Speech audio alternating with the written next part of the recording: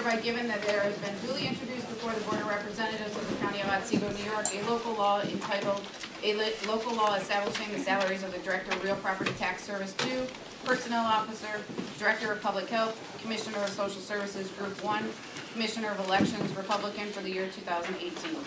Notice is further given that the Board of Representatives will conduct a public hearing on the proposed local law in the Representatives' Chambers at the County Office Building in the Village of Cooperstown, New York, on Wednesday, January 3rd, 2018 at 9:55 a.m., at which time all persons interested will be heard. The location of the public hearing is accessible to persons with mobility impairment. Copies of the local law are available for viewing at the Clerk of the Board's office, County Office Building, Cooperstown, New York, during regular business hours.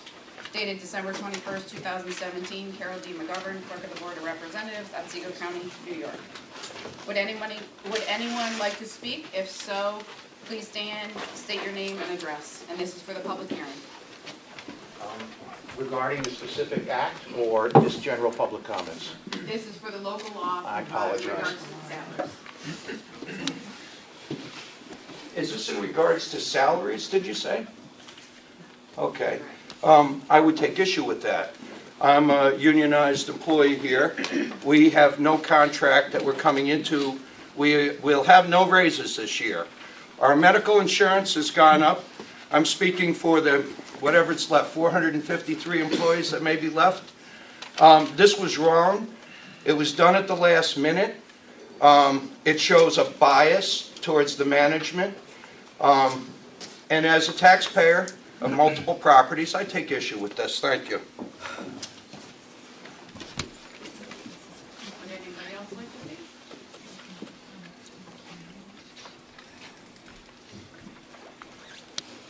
Okay. I declare the public hearing closed. I would like to welcome Judge Burns, who will be performing today's swearing-in ceremony for the Board of Representatives. Thank you. Thank you to the board for inviting me to officiate over a brief swearing-in ceremony. Your service to your constituents and to the public is in many ways a noble calling. It may not feel like that, whether you're dealing with constituent complaints or poring over the minutiae of budgets and things of that nature.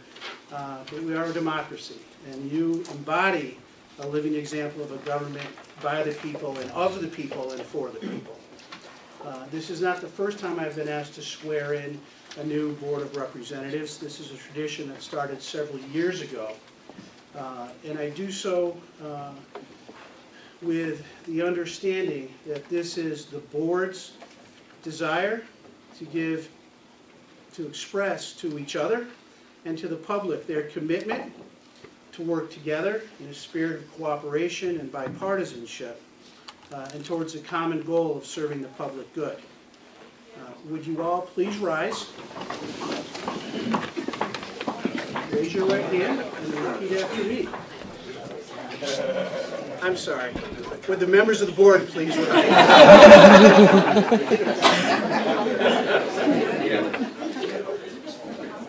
Please repeat after me. I do solemnly state that I will support the Constitution of the United States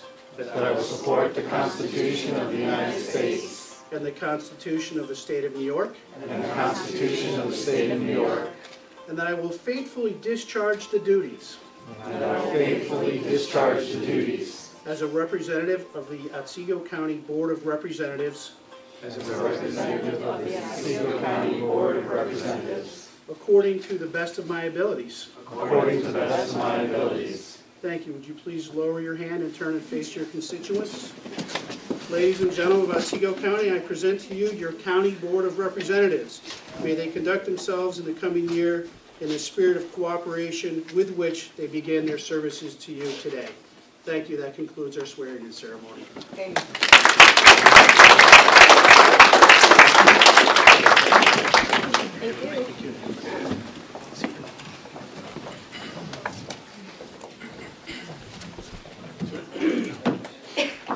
I would like to call this meeting to order. Roll call of members. The roll call will be called by district. When I call your district, please state your name and address.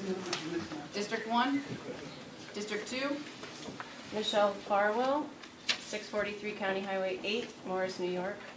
District 3, Kathleen Clark, 121 Circle Drive, Peabody.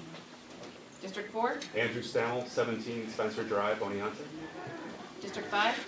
Margaret Kennedy, 157 Pleasant Valley Road, Mount Vision. District 6? Peter Oberrocker, 292 Smoky Avenue, Skenevus, New York. District 7? David Bliss, 2209 County Highway 33, Cooperstown. District 8? Andrew Marietta, 6400 State Highway 28, Slide Creek. District 9? Keith O. McCarty, 5503 US Highway 20, East Springfield. District 10? Daniel G. Wilbur, 760 Gulf Road, Burlington, Alaska. District 11? Gary Kotnick, 105 Center Street, Oneonta, New York. District 12? Adrian Martini, 41 Center Street, Oneonta, New York. District 13? Danny R. Lappin, 3 College Terrace, Oneonta, New York. District 14? Elizabeth Shannon, 82 West Street, Oneonta, New York. Please rise for the Pledge of Allegiance. Allegiance to the flag of the United States of America and to the republic for which it stands, one nation, under God, indivisible, with liberty and justice for all.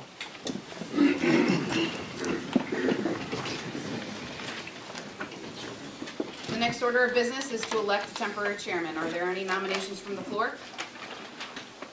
Mr. O'Blacker? I rise to nominate Meg Kennedy for the position of temporary chair. Second.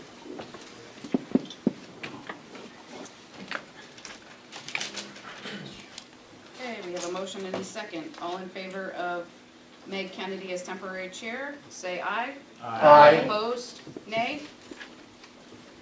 Okay, I declare Meg Kennedy temporary chairman.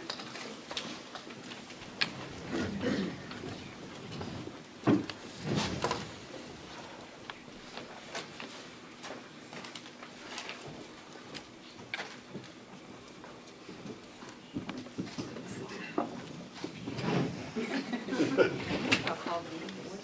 Nope, it's already the Or order. just in order. I just will accept nominations for chair. I'm accepting nominations for chair of the Board of Representatives for 2018. Ms. Representative O'Barack. I rise today to nominate Representative David Bliss for the position of chair for the Otsego County Board for the ensuing year. Second.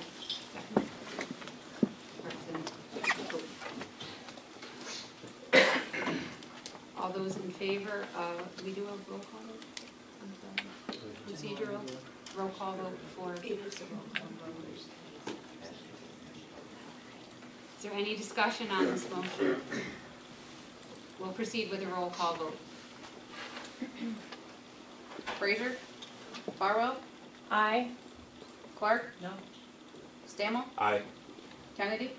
Aye. O'Bracker? Aye. Bliss? Aye. Marietta? Yes. McCarty? Abstain. Wilbur? Abstain. Kotnick? Aye. Martini? Aye. Lappin? Aye. Shannon? Aye.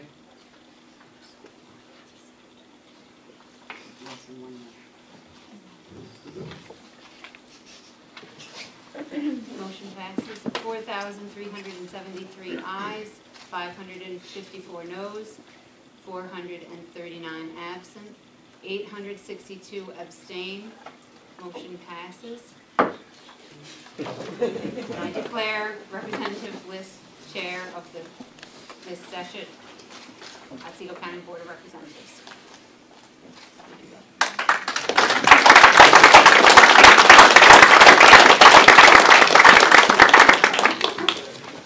So I'll relinquish my chair. Small.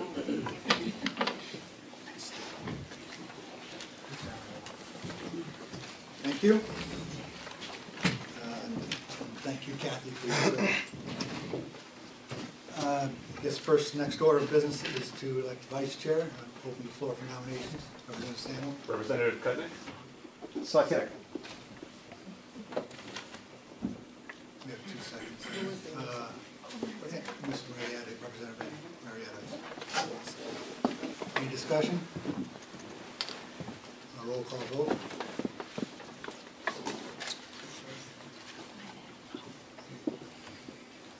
Frazier? Farwell? Aye. Clark? Aye. Stammel? Aye. Kennedy? Aye. O'Bracker? Aye. Bliss? Aye. Marietta? Yes. McCarty? Aye. Wilbur? Aye. Koenig? Aye. Martini? Lappin? Aye. Shannon? Aye. Okay, we have 5,789 ayes, 0 noes, 439 absent. Resolution passes. Thank you, Mr. Vice Chair. Okay, next part of the meeting. Approval of minutes from the December 6th and December 14th meeting. Oh, privilege of the floor, I'm sorry. Anyone on the floor like to speak?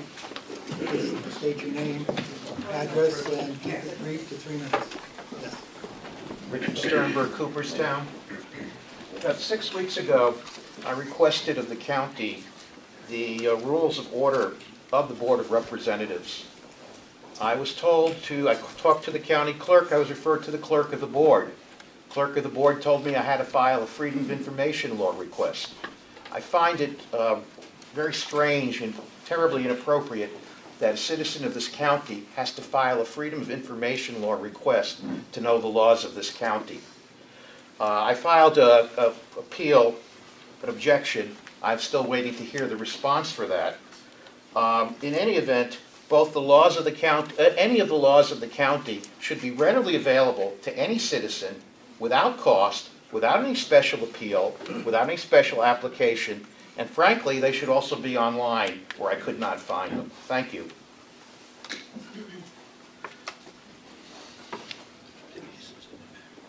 Anyone else? Me? Denise. Okay. Oh, Denise. I think it was. I think Okay. Me? Yes. All right. Go ahead. You're right on mark, sir. My name is Maria Agello. Congratulations to all, to our new chair, vice chair. Welcome. My name is known to quite a few of you. I lost my home in a tax auction. I tried and tried to pay my taxes. My home was 104 Filburn Road in Ridgefield. It was sold to a neighbor. It was sold to a fellow employee. The judge recused himself, got sold anyway. So, let us start the new year on a good note.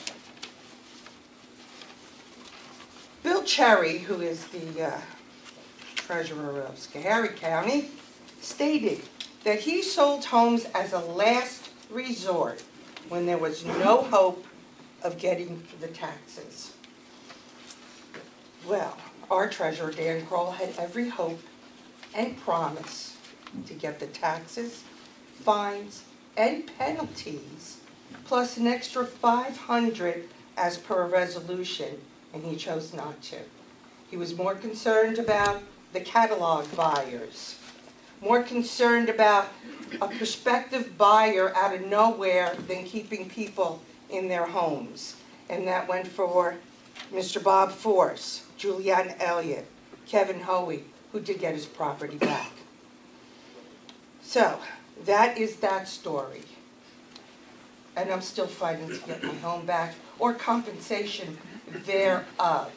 I've asked for an ethics review 4 times.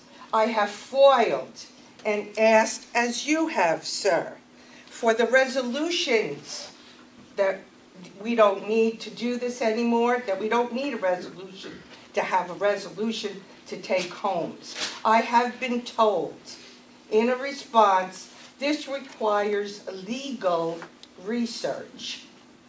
Well, that's what you are. You're the legal department. You had the law in your hand when Bob Force's resolution came up and you decided not to. We need answers as your constituents and fellow citizens. When we ask, we're not asking because we know the answer. We need answers. And if we have the knowledge, we might apply it with more wisdom, which is what's lacking. Now, we have an ethics policy that was handed out to our fellow employees. We were asked to sign it. We have employees that don't even know what they signed. I have requested through our staff development a training from the legal department for answering of questions and concerns as to how this legal policy will affect us because it's incumbent upon Article 18. Now, I'm sure all of you can agree. Would you sign anything you're not sure of? Would you? No. As an attorney, even at a house closing, your attorney's right next to you. When you get the contract, your attorney's right there explaining the fine points. And believe me, there's always fine points that people aren't aware of. So I ask you to start this year with compassion, with knowledge. Apply it as wisdom. And I'm going to read you something that'll take less than a minute. Live a Life That Matters by Michael Josephson. What will matter, ready or not, someday is that it will all come to an end. There will be no more sunrises, no minutes, hours, or days. All the things you collected, whether treasured or forgotten, will pass to someone else. Your wealth, fame, and temporal power will shrivel to irrelevance. It will not matter what you own or what you were owed. Your grudges, resentments, frustrations, and jealousies will finally disappear. So too your hopes, ambition, plans, your to-do list will expire. The wins and losses that once seemed so important will fade away. It won't matter where you came from or where you were born. It won't matter whether you were beautiful or brilliant. Your gender and your skin color will also be irrelevant.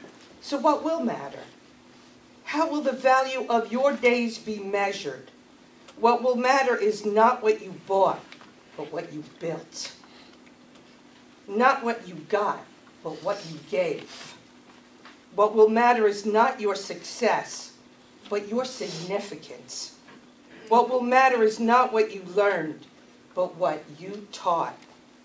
What will matter is every act of integrity, compassion, courage, or sacrifice that enriched, empowered, or encouraged others so they might emulate your example. What will matter is not your competence, but your character. What will matter is not how many people you knew, but how many will feel a lasting loss when you're gone. What will matter is not your memories, but the memories that live in those who loved you. What will matter is how long you will be remembered, by whom, and for what. Living a life that matters doesn't happen by accident. It's not a matter of circumstance, but of choice. Please, choose a life that matters. Be a board that matters. It's up to you to be ethical, compassionate, and have wisdom when you deal with people that are asking you for answers. I wish you a good day, Happy New Year, and success. Thank you. Thank you.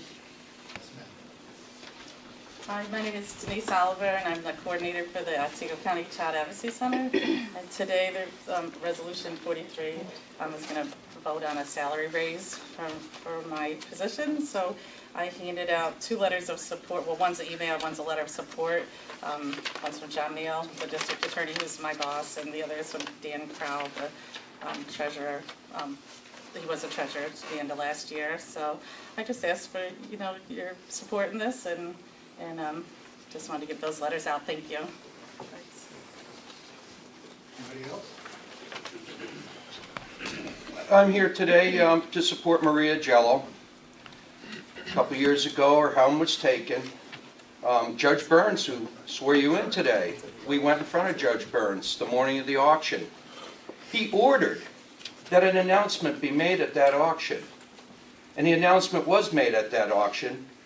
And then it excluded all the bidders, except one, who had a green light ahead of time from our county attorney.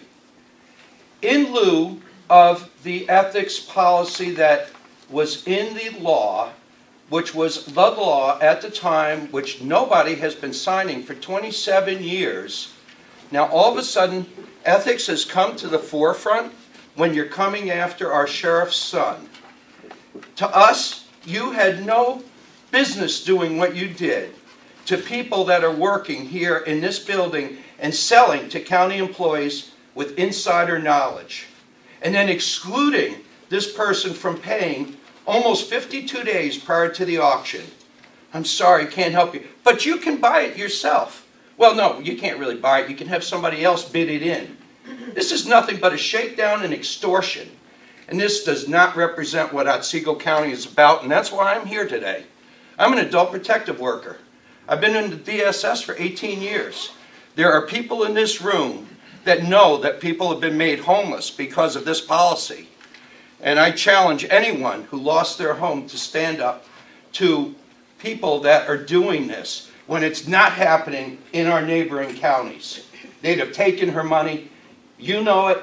We know it. It's been researched. So I challenge you. The word today is rescission. It's a legal term. It might require some legal research. And what it is to take back what you did and put things back into place where they were.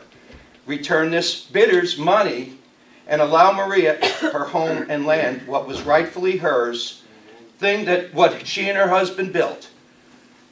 You made this person homeless, and we have a homeless problem here in this county, and we shouldn't have it right in our office with one of the lower employees.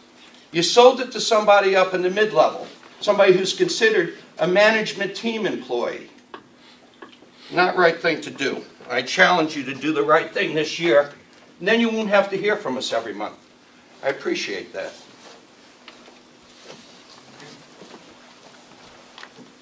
Hello, I'm Stacy Haynes, Executive Director of the Susquehanna Animal Shelter.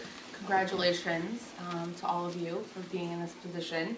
I've been to quite a few meetings now, and it's clear that you do a lot of work, and you don't get a lot of probably positive feedback, so I appreciate all the time that you put in. I'm here today. I know it's not budget season, but I've been advocating that the Susquehanna Animal Shelter provides a crucial public service in caring for homeless and abandoned animals in our county. In 2017, we cared for 529 animals, and we consistently had a waiting list of 80 cats waiting to come in.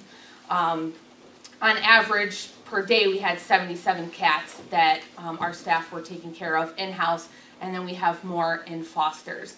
I ask that you, as we go through the year, you just sort of pay attention to animal issues and the work that we're doing to help with that, so that when budget season does come around and we make another plea to receive some funding from the county for the public service that we provide, you'll have a better idea of what we do.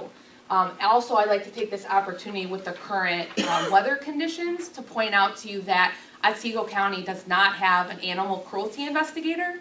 And during these times when it's freezing cold below zero, the police get a lot of calls about animals that are freezing. And I understand that our law enforcement are rather busy these days, and sometimes animals get put to the wayside. So there's oftentimes nobody to investigate animal cruelty. And so when it's -17 outside, I just ask that you sort of consider that, think about that. And in the future, as we go on, you'll consider an animal cruelty investigator partnering with the SAS. And know that you're all welcome to come to the animal shelter anytime for a tour, to visit, to learn more. So thank you for your time. Thank you. Anyone else? Okay, hearing none. We'll move approval of minutes from December 6th and December 14th. Second. Discussion? All in favor? Aye. Presentation of petitions, communications, and notices. I have a summons and complaint. Gloria Zabla versus Scott Terry DSS in Otsego County. It's a vehicle claim. Personal injury is claimed. Continuous paying demands judgment in an amount which will exceed the jurisdictional limits of the lower courts of New York State and costs and disbursements of the action. Anything else? Special presentations. Tim Johnson from Otsego Electric Cooperative. Thank you, Chairman. Can I approach the dais? Yes, please.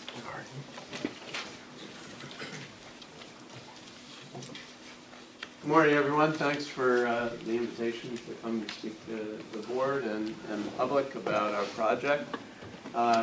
Otsego Electric, just as a little background to give you an idea of who we are and what we are, if you're not a member of Otsego Electric, we've been around since 1941, serving households and farms and businesses out in the hilltops and in some of the more remote parts of the county. We we are owned by our members, and we're governed by a board of directors that's elected by the members annually. And we're a 501c12 income tax exempt organization, although we do pay real property taxes of about $400,000 to $500,000 a year. So we're not completely tax exempt. We're contributing members of the community in that sense. Any margins that are earned by Otsego Electric and in operation of our electric business or any of our other businesses are credited to members as patronage and are ultimately distributed to those members. Okay. We serve about 4,800 meter locations across the county, over 760 miles in Otsego. Also in Herkimer, Madison, and Shenango County. We serve the Unadilla Valley School, the Gilbertsville Mount Upton School. So we have a variety of locations all over the county, all the way down to the southwestern corner of Unadilla, almost in Route 7. So a large network, and as part of a nationwide network of electric cooperatives that serve over 40 million people. When we were initially talking about this broadband project, we are seeing the same problems that everybody else is seeing in the county and in other rural areas in upstate New York and across the nation, really. We have an aging population base. We see high rates of poverty. We're losing farms and businesses at too rapid a pace. Weather, climate change, storm severity has caused financial stress on utility operations, making it more challenging to meet some of our financial goals. Flattening revenues due to these trends as well. Although we do have increasing membership, which is encouraging. People are seeing the benefit maybe of living out in the rural areas, perhaps sometimes as a second home, but we see that as a very positive, about a 1% rate of growth, which is very positive. Of course, some of the other challenges that we're having are financial related, increasing property taxes, increasing health insurance costs for our employees, and pension costs. And bottom line, we have seen the need for some kind of sustainable economic development, and we felt that this is an essential, that fiber optic broadband is an essential part of that effort. So the New York Broadband Program, when I came on board at Otsego Electric last May of 2016, the New York Broadband Program was open for bidding. Phase 1 had already happened. We were able to put together a bid in Phase 2. There was $500 million initially available. Some of that had already been awarded in Phase 1. And in Phase 2, after the awards were made, $275 million of that $500 had been awarded. The Phase 2 awards entitled the recipients of the awards to up to 80% of setup costs. And Phase 3, which bids were just submitted for in August, will use up the rest of that money perhaps. If it doesn't, perhaps there'll be another round of funding available, but that's not certain. Probably it'll be used up. The locations that are are put up and made available for this subsidy of up to 80% were defined by FCC, by the Federal Community across New York State, were designated to, I shouldn't say given, I did say it in the slide, but designated to Spectrum. Spectrum is the combination of Charter and Time Warner, and they were directed by the Public Service Commission as a condition of merger approval to serve at least 148,000 rural locations across New York State. So those locations were taken out of reimbursement. So if some of you are Otsego members like myself, and you're wondering why Otsego Electric isn't building to you, that's part of the reason, because I was designated to Spectrum by a behind closed doors agreement. The census block maps, when they came out last, this is in August of 2016, were very sporadic. They looked a lot like a bird shot had been shot at a map. There was very little density. Construction, so we sat down with a network designer and looked at how and where and why we could put together a network that would make the most sense for the future.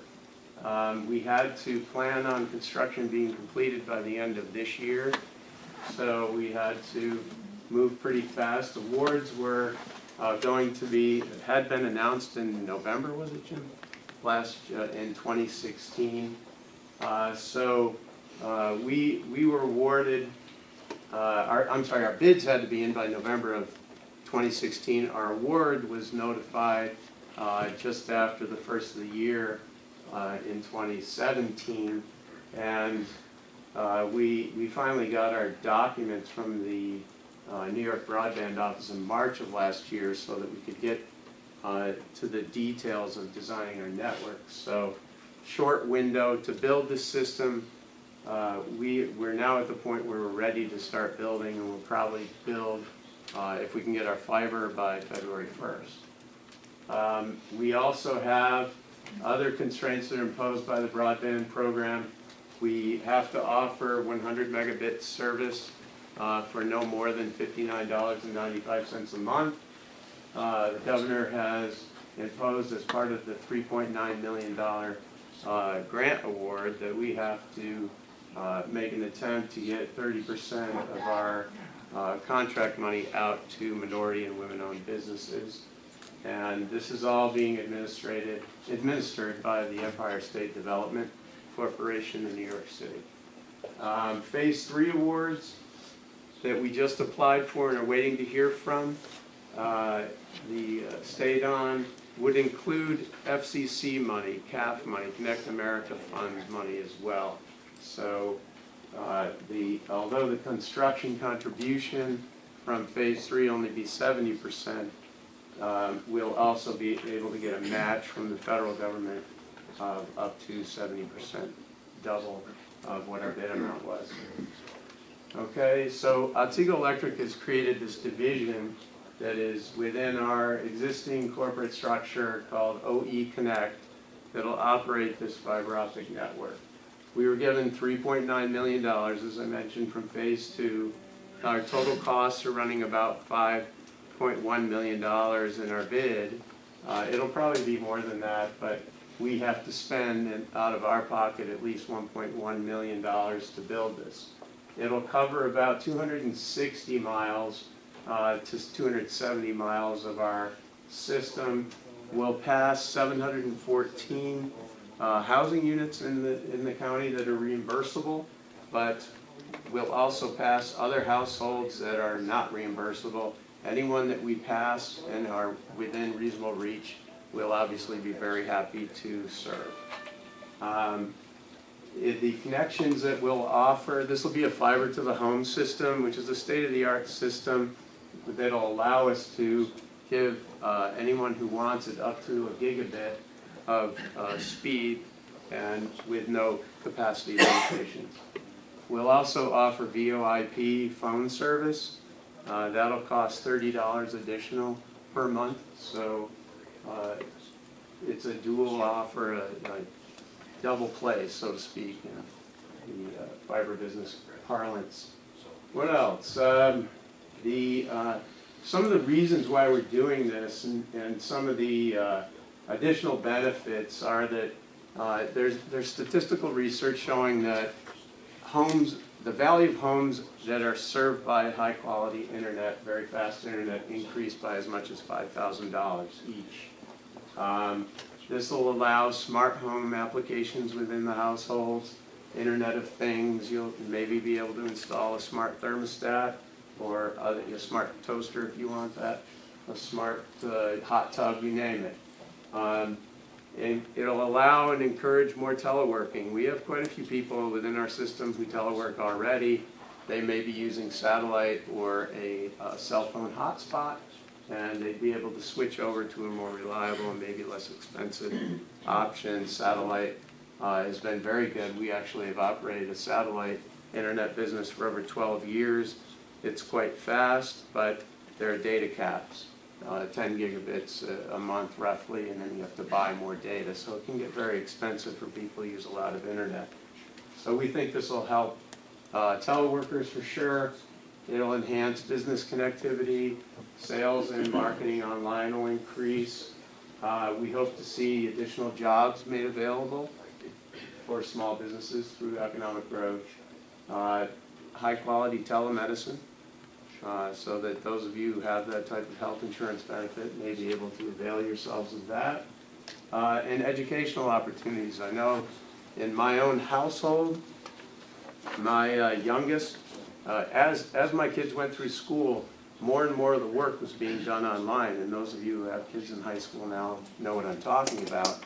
We had to have, my kids had to have submissions made nightly online in certain classwork, and for they took college classes as well, and that was all online. So those are some of the reasons. We're hoping that this would also attract more cell phone development, perhaps more towers to serve more of the pockets in the county that don't have good cell service. And also for Otsego Electric's benefit, this will allow us to do more smart grid and outage management. So that's it. We have a map for anybody who's available. I can show you on the next page. We're beginning construction in the Lawrence area. We have a substation outside of the village of Lawrence on County Route 10, and we'll begin building out from there in two directions. One toward in the direction toward the east, toward the airport, and the other direction west, out toward West Lawrence and over into Otsego in that direction. So those are the lists of some of the towns that will be passing through, or all of the towns, I think. And we'll have communication shelters in every one of our substations, so this will be a very resilient system.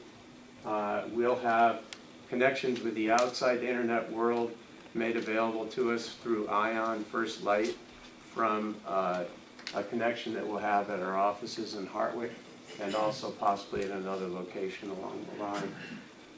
Okay, that's a map of the area that's covered. As I said, down toward the bottom is where we're starting, and we're kind of building northward up into our, as you can see, the Oaksville area. We have a substation outside of Fly Creek in the Oaksville area, and then third, Richfield. And then when we're done with those three subs, we'll move west and start building out of the Edmiston area and that shows on this map the areas out of the Edmiston area and out of the New Berlin substation area. So those are the general geographic locations. And as I mentioned, we submitted a phase 3 bid as of August 30th. That total cost is about $6 million. We have to contribute about 30% of that ourselves out of pocket, but we're hoping to hear something on that anytime. That'll get us anywhere from 136 additional miles to 218 miles, depending on how much is awarded to us. The state has the ability to change our bid award, even our proposal based on whatever they deem necessary, up to 20–25%. That will also have to be done by 2018. So we're anxiously awaiting that. That is a sketch kind of looks like capillaries of the additional areas that we would be able to cover with phase 3. Those of you who live in the eastern part of the county, Westford, Middlefield, that would avail us the ability to get into those areas as well. Okay. So what's next? And this is a question we're hearing now, is after this is built, what will happen? Otsego Electric, if there isn't any more grant money available through the New York State Broadband Office, what will we do? And there's still going to be a couple thousand housing units out there in the county that won't have service available. Time Warner is supposed to serve some of those, as you saw. There are Spectrum, such as my house and some of the other people in the county. And you can actually go to a website if anybody wants to know what it is to find out whether you're a designated Spectrum household or whether you may be served by somebody else, Frontier perhaps in the western part of the county. So that's an overview. Hopefully we'll be able to build out to all of our members by within the next few years. We think it's a worthwhile project, and it's some positive activity for Otsego County. That's it. Any questions? What's the website? The website to look up whether you're, I'll get it to you, I don't have it offhand. You don't know it offhand, do you? Sorry, everybody. Yeah, you can probably Google it. Spectrum website for internet service in New York State. Yes. Obviously, one of our big goals in the county and on the county board is to encourage the growth of broadband for economic development, exactly as you said. It's a very, very important piece of that puzzle. And your map looks like you're extending to a lot more of Otsego County than I remember the original map being. I remember the original map being that shotgun thing that with Spectrum having most of it. And that's very encouraging, first of all, to see that it's. Secondly, what is it that we can do to support your growth in that area? Well, initially, from our point of view, encouraging people to sign up for it if we're available. But in the next phase, once we finish construction, we have a 760-mile system. At the most, we're going to get to about 480, maybe 500 miles of our network. We'll be interested in building out. And the reason why we've built out, just as a matter of explanation, we are attaching to our poles rather than to NYSEG poles or NIMO poles because it saves us a lot of money. Those poles that we might attach to outside of our network, we might have to replace those poles. They're checked for condition. That adds expense to our development. So we thought we can do it on our network very efficiently and avoid pole attachment costs, annual costs that would be incurred for attaching outside. However, once we're finished, or as we're finishing within our network, Otsego Electric, my board of directors has indicated that they're willing to work with any other agencies or investors in the county. We'll provide operations and field support. Our crew is going to be trained on fiber maintenance, splicing, etc. So we hope that either maybe with the IDA or another CFA, if the state has any money in the future, which it sounds like it's going to be tight for a year or two, but hopefully in the future we may be able to file a CFA and we could use support for doing that. I've talked to the IDA about doing that as well. So maybe that'll happen someday down the road here. Thank you. Thank you. Mr. Johnson, thank you very much for your presentation. I had a question kind of pulling on the institutional knowledge. How have increased storm severity, or how has it affected the resiliency of your network? And do you have any plans on enhancing the resiliency of your network moving forward? Yeah, I mean, it's a battle. Actually, in a year like we had this year where trees grew faster than they have in the past 5 years probably. They exploded this past summer. We have crews out trimming trees as fast as we can to hopefully limit outages. And that's a challenge. I mean, to be to maintain a 760-mile network, you really have to get through about 76 to 100 miles of that network every year. So that's the challenge, and unfortunately, well, I shouldn't say unfortunately, because everybody wants to limit how wide the woods are going to be cut, but we have a 30-foot wide right-of-way. Many trees are much taller than that, so you know, a tree that's slightly outside of our right-of-way can cause outages left and right.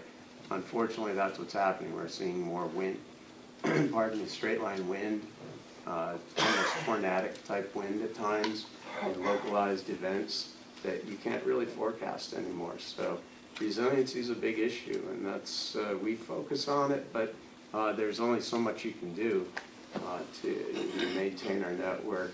We replace connectors, we replace transformers, we replace voltage regulators. We do everything that we can to protect the system, fusing, etc.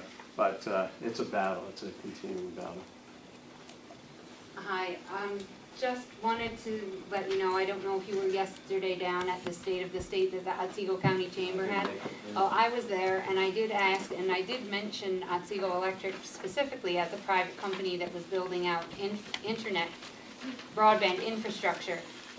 And I just wanted to pass along that response that I had from Congressman Faso and Senator Seward, and that was that subsidies would be available for that type of a project. So as we move ahead on the project, I just wanted to pass that encouraging Right, yeah, I think that information along. in general, the public officials that we've talked to, and Senator Seward, have been very receptive to the possibility of requests for CFA in the future, or you know, if there's additional money in the New York broadband program, we'll apply for it again, probably, to the extent that we can. We're a relatively small business, so we have to be careful of how much debt we might incur in this process. It'd be perfect to build a $20 million network to cover everything right away, but we have to be practical about how we go about it. But thanks, I appreciate that. By the way, Lawrence, we're having a meeting at Lawrence Central School on January 20th at 2 o'clock to go over further details and let people in the area know that we're going to be coming with contractors to string the fiber. So anybody's welcome to come there as well. Any other questions? Could you possibly provide the board reps with a map for both phases? Sure. Yeah. Yep. So yep. The map that you just saw is publicly available. We're developing a network map that'll have more proprietary data on it that we'll probably not release that, but we're talking about how to go about getting that out with more detail. The map that was submitted to the state is in a KML, right? So that can be pretty granular if you zoom down on that. So maybe we can make the KML available to those who have Google Earth. I think it's a Google Earth type file. Right. I'll leave that to Jim. He knows the technical parts of these things. Yes? So in your list of advantages or reasons to do this, you put that there'd be increased cell tower sites available. I was just curious about how that would work. Like, would you be partnering with cell phone companies? Cell phone developers generally follow the availability of fiber. So it'll, by getting out to some of these more remote areas, they'll have the capability of attaching to our network, and that'll hopefully facilitate some of that development. Mm-hmm. Just to follow up on that question, and also I did find that website. It's bldlkup.com, which I don't think anyone is ever going to remember, but it's the New York State. Yeah, no, yeah, bldlkup.com, New York State Broadband Expansion Address Lookup, and its Spectrum is obviously their site. They don't want people to find it. But I found it easily though. So. The cell phone companies, we've had some of our own discussions, Public Works and the towers that have been put up and the tower leases we currently have in place, which I think the county is trying to get a better handle on managing those leases. But with your expansion and the possibly expanding cell phone coverage, would you as the company basically putting the fiber up, would you be negotiating directly with them? Because from what I understand, they're not very responsive to Otsego County, you know, reaching out to say, hey, how about more towers, more infrastructure in some of these regions? Well, I mean, I can say without saying too much that we've talked to, you know, an investor, I should be very honest, a very well-established investor who does cell phone networks of this kind in rural areas and is focused on low density. The problem is low density. Right. And they're looking at a technology that'll be kind of like a fixed wireless, a small tower that maybe attaches to poles rather than building these enormous towers that they put up. So that would help, I think, with the problems. Fiber may become available to near some of the county towers. I'm not sure exactly where they all are, but I know we passed a couple sites. So, yeah, I mean, we couldn't take responsibility for it, you know, as an enterprise, but we're open to discussions with anybody who wanted to do that. Does that answer your question? Yes. Sure. I don't want to sound too invasive. No, thank Some you. of it's confidential. I'll make sure, as whoever the next Public Works chair happens to be, that you would get at least a map of where our towers currently are. And we also have some new proposed sites as well. It's always good to know if there's an opportunity, you know, to have you either tie in or tie on, so to speak. So, you know, all information is good, so we'll see if we can't get that to you. Any other questions? Thank you, Tim. Thank you. Thank you. Thanks, everybody. Dan Murphy, Solid Waste Management.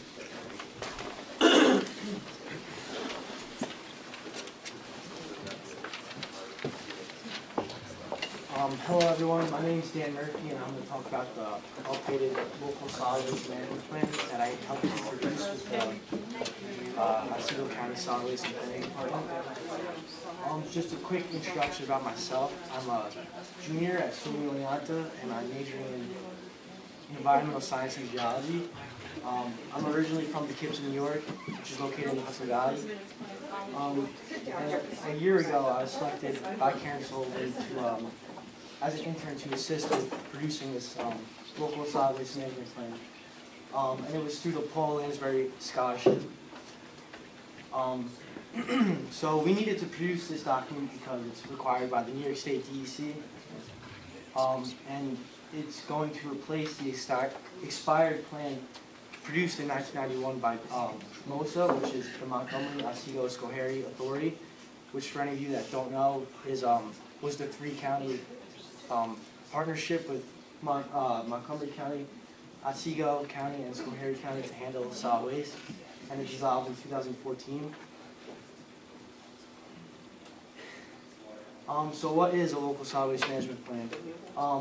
It is a report evaluating the current solid waste management system for our county, and it's produced for a 10-year planning period. So for our updated plan, it'll be from 2018 to 2027.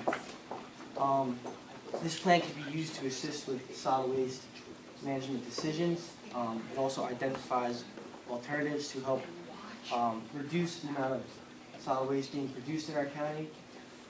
And it establishes waste disposal and recycling projections.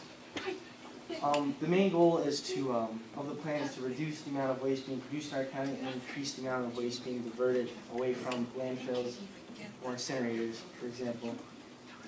So the first two chapters of the plan. Chapter 1 provides a description of the current planning unit. So it's just a brief summary of our county and the structure of it. A couple of things included in this chapter is the population, age, solid waste generators, and municipalities within the county. Chapter 2 identifies all municipal solid waste being generated and diverted. For this chapter, it was a lot of data collection, and I took the data that we had on our county drives and from vendors that we work with and created graphs and charts that are displayed in this chapter.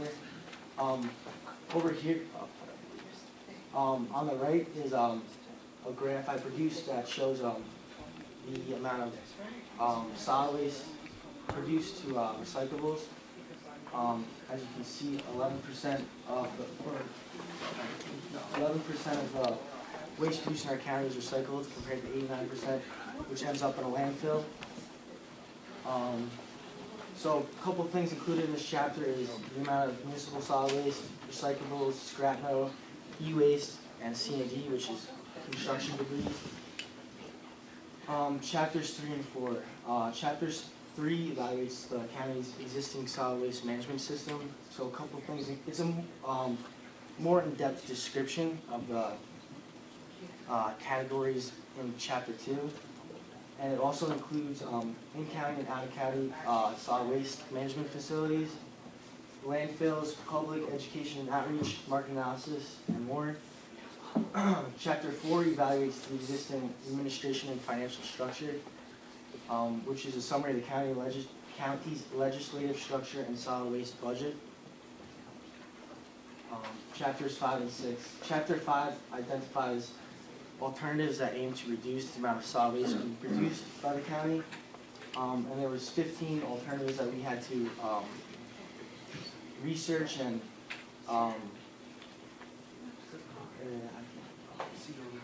assess. A couple of these categories, there's waste reduction programs, reuse programs, education and outreach, organics recovery programs for food scraps and restrooms, and more. Chapter 6 includes an implementation schedule for the selected alternatives to the county. And the final chapter is Chapter 7, which displays waste stream productions for the planning period. We used the New York State DEC Municipal Solid Waste Composition Calculator to produce these projections. So basically, we plugged in the county's population and solid waste and recycling data into this calculator, and it produces all these predictions and projections for our solid waste production moving forward into the future. And the calculator showed that the waste diverted is expected to moderately increase and decrease the amount of waste going into the landfills. So most recently, about a week ago, a complete draft of this local solid waste management plan has been submitted and approved by the New York State DEC. So a couple main goals highlighted in this plan is to improve and implement waste diversion and reduction efforts. For example, implement C&D recycling, construction debris recycling, improve data collection efforts, expand education and outreach, including using social media and TV commercials, for example. So what's left before approving this plan? We need to hold a public comment period, which is a minimum of 45 days with one public meeting. And at the conclusion of the public comment period, we will need to produce a summary that will be included in the final report. We also need to perform SEEKR, which is State Environmental Quality Review. And then at the conclusion of both of those, we will need one more New York State DEC final approval before we can begin the adoption process. So besides helping write this local solid waste management plan, I went on several field trips that were set up by Karen Sullivan and my other colleagues at the solid waste department. And a couple of the main ones that I went on was the Delaware County solid waste facilities, Evolution Recycling, Ontario County Landfill, Triad, and I also participated in multiple in-county field trips. So Delaware County solid waste facilities, I was given a tour by Sue McIntyre, the director of solid waste down in Delaware County. I saw a materials recycling facility, which is where all the single stream recyclables collected in Delaware County are separated, and then Delaware County actually markets all their recyclable materials. And I also saw their co-composter bioreactor, which is a unique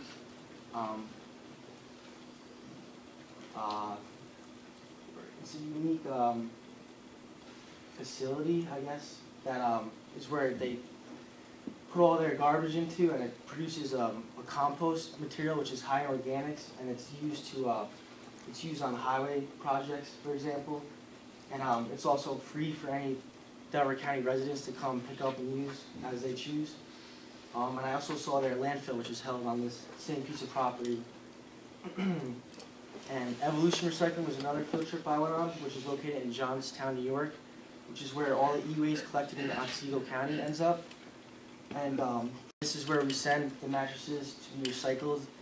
They disassemble the materials and separate it, and then recycle it, mark it off the material. Triad's main operation is C&D recycling. And that's Eric, for any of you that don't know, up there. The 2017 Household Hazardous Waste event, I helped participate in. It was the 20th event held by Otsego County. And there's two main events that were held. September 8th, there's two smaller events. And then September 9th is the main event held at the Meadows offices over in Cooperstown, down the road.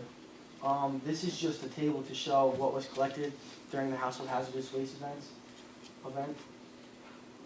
Just give a quick breakdown.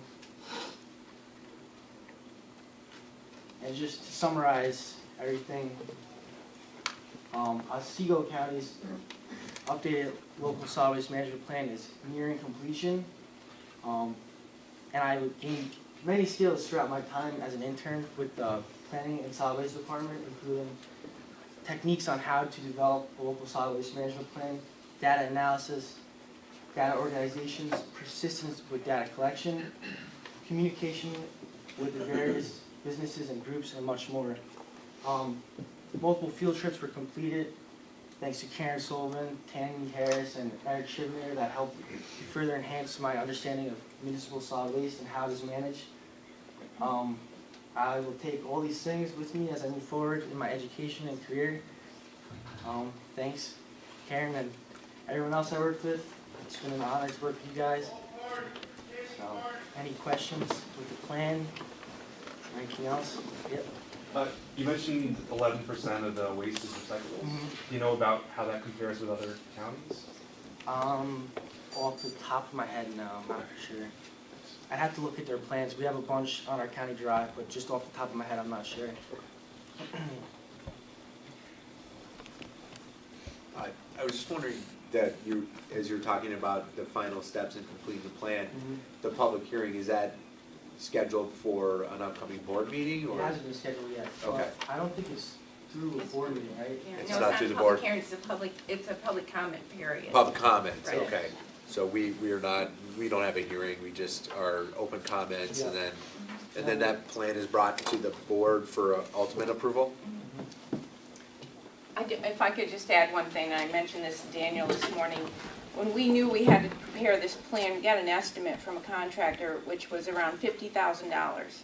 So I just want to share with you that our partnership with SUNY Oneonta and having Daniel help with this project saved the county a considerable amount of money. So I'm very grateful for that. And he's been a great intern, and we got a lot of work done, and we're very pleased to have it in the final stages.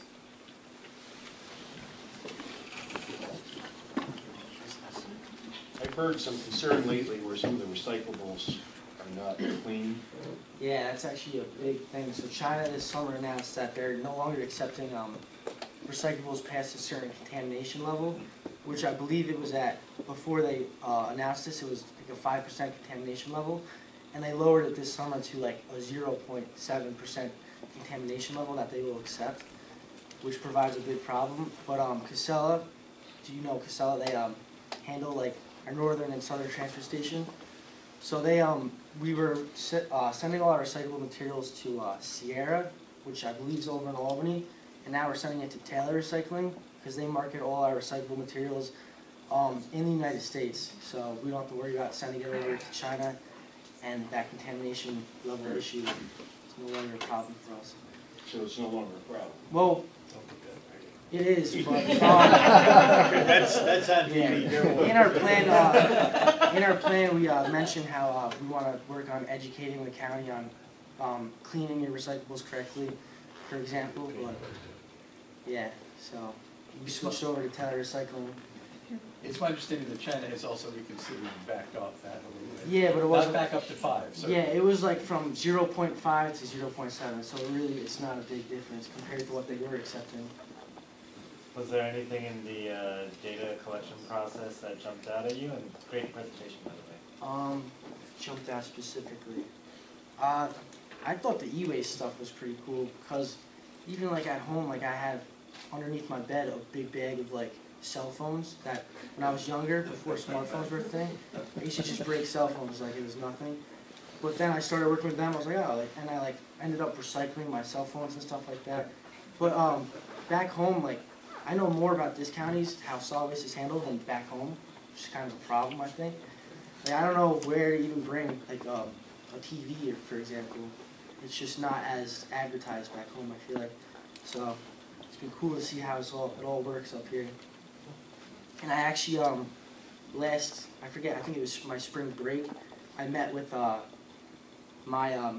it was like the solid waste lady, director for my county, and I spoke with her about, because she produced the plan for my county, so I spoke with her and she gave me a bunch of tips and stuff to help produce the plan for this county, so that was cool. Is this plan available for the county representatives to? Not yet, but it'll be made available shortly, because we just finished the first. Congratulations on yeah. what looks like Thank you. a very nice job. Anybody else? Thank you. Thank you.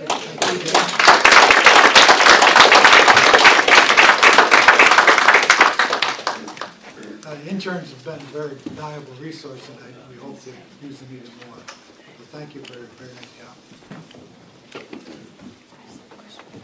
Okay, that's it for standing special presentations. Now reports of standing committee.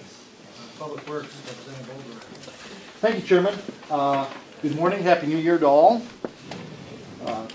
Today my report will be kind of a state of the union, a state of the state, just hitting on some key points, and whoever will be sitting in the committee and chairing the committee will have an idea of, I think, some things that should be looked at and addressed moving forward. So, under highway, one of the things I think that we're dealing with consistently and more than we should is personnel, having to increase personnel. We're really having the challenge of putting people behind the pieces of equipment to keep the roads repaired, cleared, and so on. So personnel will be, I think, a big focus moving forward when we deal with highway. Second is equipment.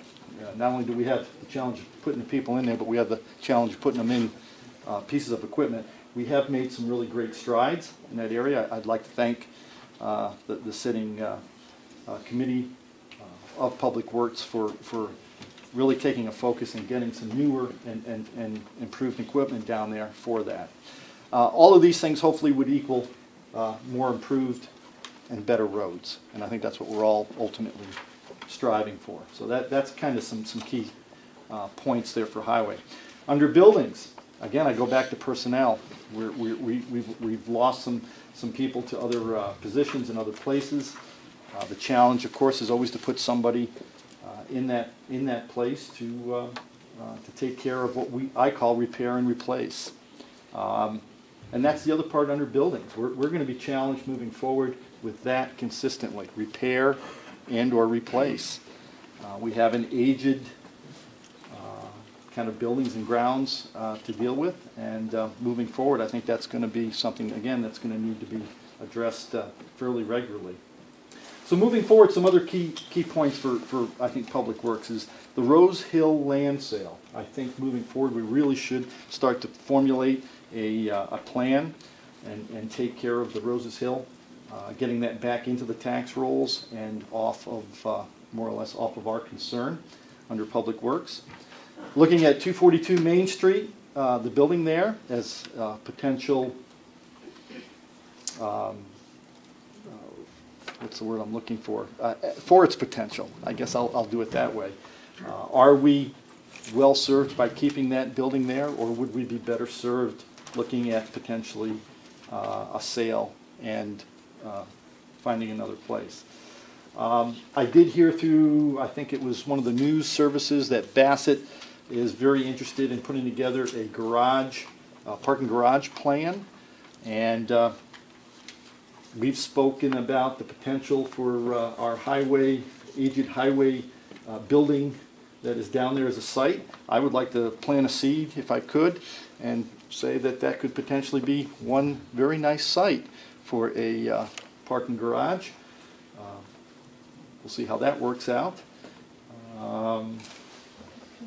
The boardroom here, to kind of look at maybe reconfiguring it, again, has been suggested many times. I'd like to bring up to Doug as moving forward the potential for looking at just kind of rearranging the configuration here in the boardroom. Tower lease, as we've spoken to, again, I think should be a high priority moving forward to get a tower lease management firm together to help us manage and market those potential sites. Followed up, I'd like to say thank you. I'd like to say thank you for allowing me to serve as the chair. I'd like to thank my committee for their diligence in working forward. I'd like to thank our highway and building personnel for sometimes doing a very tough job. And especially in this weather, I think we can all appreciate those that are out there dealing with it day in and day out and taking care of things. Our next Public Works meeting, believe it or not, will be following this board meeting. It is scheduled to deal with a personnel filling, so whoever will be the new Public Works Committee, that's what it's been scheduled, and that should be your first order of business for 2018. I will take any questions and concerns from the floor. Thank you. Andrew. I just wondered if there was an update on the funding for the study related to the new shared garage facility. Did we pursue some funding to kind of carry out that joint venture, BOCES, Otsego, a couple other partners? So we were in the final, I'll use the word the final, not pairing, but that's the word I can only think of, for that award to have come out from the state. I have not been notified that we received it, so I can only assume that we did not.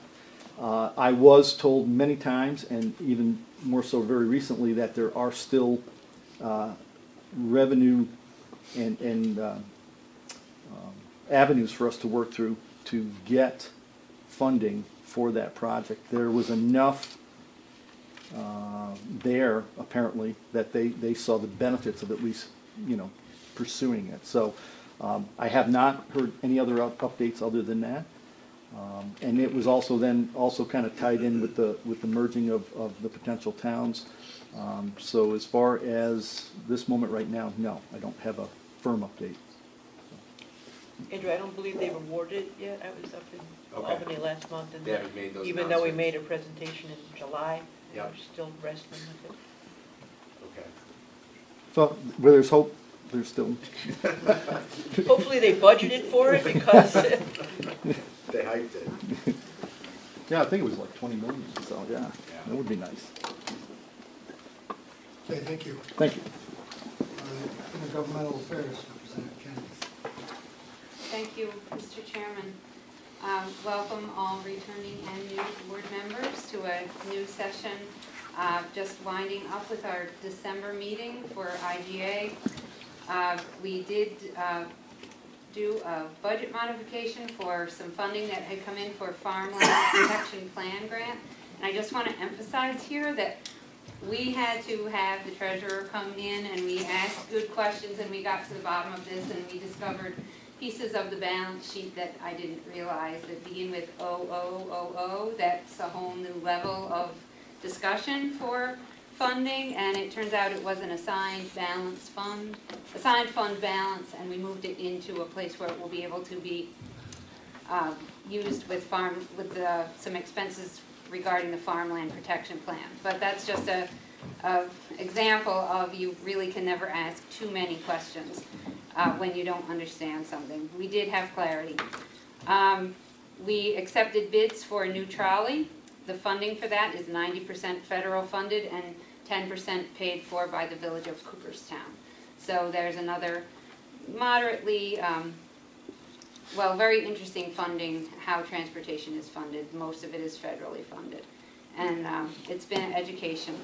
and always something new. We contracted for 3 of the ARC bus routes 5, 6, and 9. And we also discussed and assigned funds for advertising to try and increase ridership of the bus system, and that did also entail some discussion of potential social media and branching out in more of taking advantage of the more modern technology. So that's going to be a continuing discussion. Jody Taylor came in and we had further discussion on his vehicle, added it into the lease program. And then the Board of Elections, Lori Lehenbauer, came and she requested funding for their winter conference in Albany, and we also, Michael Henrici requested and was accepted reappointment as the Democratic Commissioner. And if there are any questions, I'll be happy to answer them at this time. Kathy. Was wondering if we have any indication whether bus ridership for 2017 was increased or decreased over 2016? I do not know, and we just had a management report done by Delta through funding that we received from Southern Tier, and it has gone down this year. Percentage-wise, I don't have the exact percentage, but it is down, and that's one of the reasons we're reassessing all the routes. Thank you. Is there a place where you can see the report from Delta? We have it drafted. In fact, we're meeting with him tomorrow morning to go over some changes that we requested, so it's not finalized yet.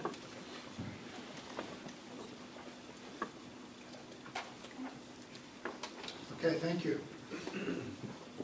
Human Services, Representative Cooper. Thank you, Mr. Chairman. As we go on this year, I'm hoping that we can move in a direction where each committee has certain projects that they're working on, right, in addition to supporting the monthly needs of each of the department heads, and that perhaps this reporting period during the board meeting will be taken up with a discussion of those projects after everybody's read the minutes. So the projects, I think, that we might look at in Human Services Committee, with the new committee, have to do with the homeless issue, raise the age, and the Medicaid takeover. We've just received in December a grant to pursue the option of a tiny home, collection of tiny homes in perhaps behind the meadows, perhaps somewhere else, to house some of our homeless population. And that's certainly something that the new Human Services Committee will be taking up. Also, continued working with Crossroads, which has significantly reduced the homeless issue problem in the county, the problem of finding places for people to stay. There is apparently there's a motel that's renovating, and the rooms that have been available to us are not available for a certain span of time. Unfortunately, during that span of time when it's very cold out. So all those things will be on the agenda. Raise the age, and this is not, none of this is anything that you folks haven't heard except for the new folks, and so I just want to go real quickly through these. Raise the age of responsibility for criminal activity has been raised from 16 to 18, which means that DSS, probation, and a number of other committees, departments in the county will be responsible for a larger number of these folks. The state has promised that they will fund the excess effort that we have to make through 2019, and we just hope that that remains the case. And then we need to look at what's going to happen after 2019. And the Medicaid takeover, that sounds great, but it's way more complicated than well, it's about as complicated as you could imagine, I suppose. If you're thinking of the state taking over a lot of the Medicaid functions in the county, It's been going on for a while. It's had ups and downs. And we have been promised that it should be in place and operating by the summer. So again, that's something that the Human Services Committee is looking very carefully at. And well, that's it from me for now. If there's any questions, go ahead. Yes. So the tiny home grant, is that a grant for looking into the prospect of building tiny homes, or is it a grant for actually building? I believe, you know, I haven't actually read the grant yet, but it's both, right? It's construction. Yeah, it's both. It's both, and so that limits us, of course. We'd like to have, we always like to have more, but hopefully there'll come a point not too long from now when that whole process will be finished and in place. Do we have an idea how many homes it would cover? No, that's really for the department and the committee to determine. Depends on. There's been lots of discussion about what a particular home should look like, how big it should be, what it should contain, how many people it might house, whether there needs to be a separate building for a central area, whether we need to, what kind of supervision we need for that whole community. So no final decisions been made on that. Yeah. It would be temporary residences. They wouldn't have ownership over. Oh, correct. The property. It's definitely for emergency housing. And on county land, for sure. Or? That's the plan now. Yeah. Haven't dug the ground yet. And Gary, I just wanted to say that the grant, to my understanding, also includes funding for counselor position within Yeah. the group. Yeah, it's the whole It's package. the whole deal. It's the whole package, and what that package is going to look like specifically is still to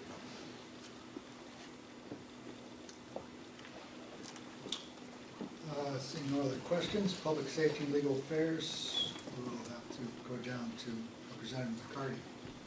Ways of elimination, right? Thank you. We met on December 14th. Probation came in. We made some transfers. End of the year. County attorney, she was in. We made some transfers. Child Advocate Center was in. We made some more transfers.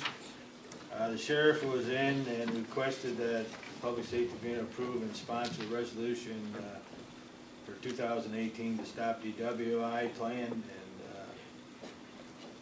that was approved. We also approved a request for the following blanket purchases orders.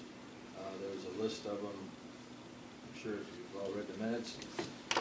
Bobby O'Brien was in. We approved 3 tower leases, one in the town of Morris, one in Roseboom, and one in New Lisbon. And we also approved to proceed with submitting an IM responding application for the fire and EMS. This is a program, I believe it cost, Bobby told us it cost the county about $15,000, where first responders can go by computer and email that they are on their way to a call, so we know that people are going. I gave an update on the project, state police and traffic stops on the CAD system, and everything seems to be working there. Penny Gentile was in and gave an update regarding probation director 2 position, noting that some of the wording for a resolution option to increase the benefits. What that was is to get somebody to apply that if somebody was working somewhere else, that they accumulated sick time or personal time, that we would pick that up as if they applied here. And that was that. We did meet again on December 19th. We went into executive session and then we reconvened, and I'm asking this board to, the committee approve to reappoint Alan Kokoma as county attorney, part-time, and ask for your support on that. Thank you. Any questions for the chair? Representative Oakley. Keith, the I am responding, is there going to be any local charge for the local fire departments for that program? Some of them already have it, Yeah. but no, not, the county's picking up the charge the way I understand it. Thank you. Based on this information that we were presented with this morning and a resolution that's on the agenda, I would like some clarification on something, but it's a personnel matter, so I think it may require an executive session. So I don't know if I'm planning on doing one of those sometime today. You can request one. You probably would need to do that just prior to. Before we vote on the Pull the resolution. Okay. So, all right. Okay. So, just have to make a note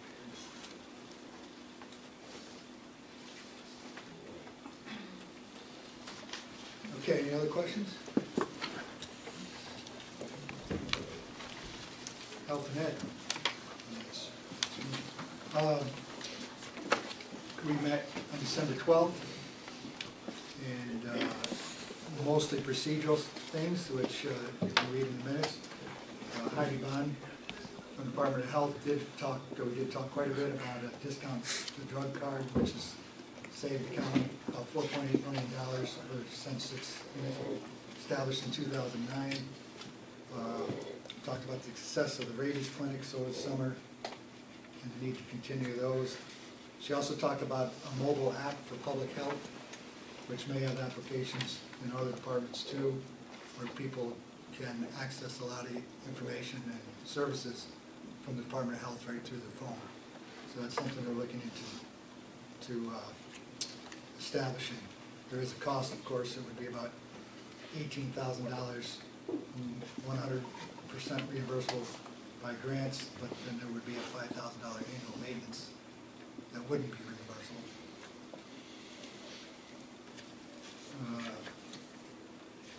Office of the Aging, Tammy continues to do an excellent job. It's getting right into things, mostly contractual stuff, and a workshop that she's working on for the spring. And also some other things. I don't know, Tammy, is there anything you'd like to add about your office and your experience here? You've only been here a few months now. I'm surviving. No, no, it's going great. I think just a lot of projects coming up and getting stuff implemented and doing the best we can in the time we have to do it. Okay. And Susan, that also, again, a lot of procedural stuff and working on, 242 Main Street, what we're going to do there. We talked about that. That's a project that the committee will have to continue to work on. If we're going to relocate, so we're going to have to either remodel the building, enhance security, or possibly relocate. So, something for the committee to work on in the future. And itinerant burials, another issue that we have to talk about through the social services. Indigent burials. That needs to be revisited. It hasn't been updated in several years. Any questions? Just have one, I got information at home, a flyer from Assemblyman McGee about, it looked like they were partnering with Otsego County in these rabies clinics, and so I'm wondering, do they send any funding with that, or what that's about? Not that I'm aware of. He's not my assemblyman, so I didn't get anything from him. Maybe we can check into that and see if there is. I think a lot of that is, there is reimbursement for some of that. I'm not sure how much, but it is definitely reimbursable. Parts of it from the Department of Health, I believe, state. Yeah, I just didn't know, I mean, that's always been how it's been, but this is the first time I've ever gotten something that says. Yeah, I didn't receive anything, but he's not my assemblyman, so. I just have a procedural question, this being my first day. So if Public Works is talking about 242 Main Street and possibly selling it, and Health and Ed is talking about 242 Main Street and possibly renovating it, is there a way that the two committees communicate? Yes, they do. And that's the question, is whether we're going to remodel it or sell it. Okay. We try. If we don't sell it, then we have to remodel it. Okay. So we're looking to see which is going to be more cost effective, relocate or remodel, long term. Yes. For the new members, part of the issue, a lot of the issue is security concerns. Complicated and intertwined. Never. As you'll learn quickly. Any other questions? David, I just wanted to clarify that with Heidi Bond and that discussion about the possible app. We also talked about possibly broadening the involvement of who would be not just Department of Health, but bringing in Office of Aging and some of the other DSS to see if we could create something more robust, especially since we're the county would be basically developing this, and why not try to broaden the net a little bit. Correct. Thank you. Anything else? Okay, solid waste, Representative McCarty. Thank you, Mr. Chairman. We met on December 18th. I presented a request, which is resolution today, number 24, to contract with Soil and Water for 2018 annual support agreement in the amount of $111,000. That's your support on that. Karen requested approval to declare Otsego County lead seeker for Otsego County Solid Waste Management Plan.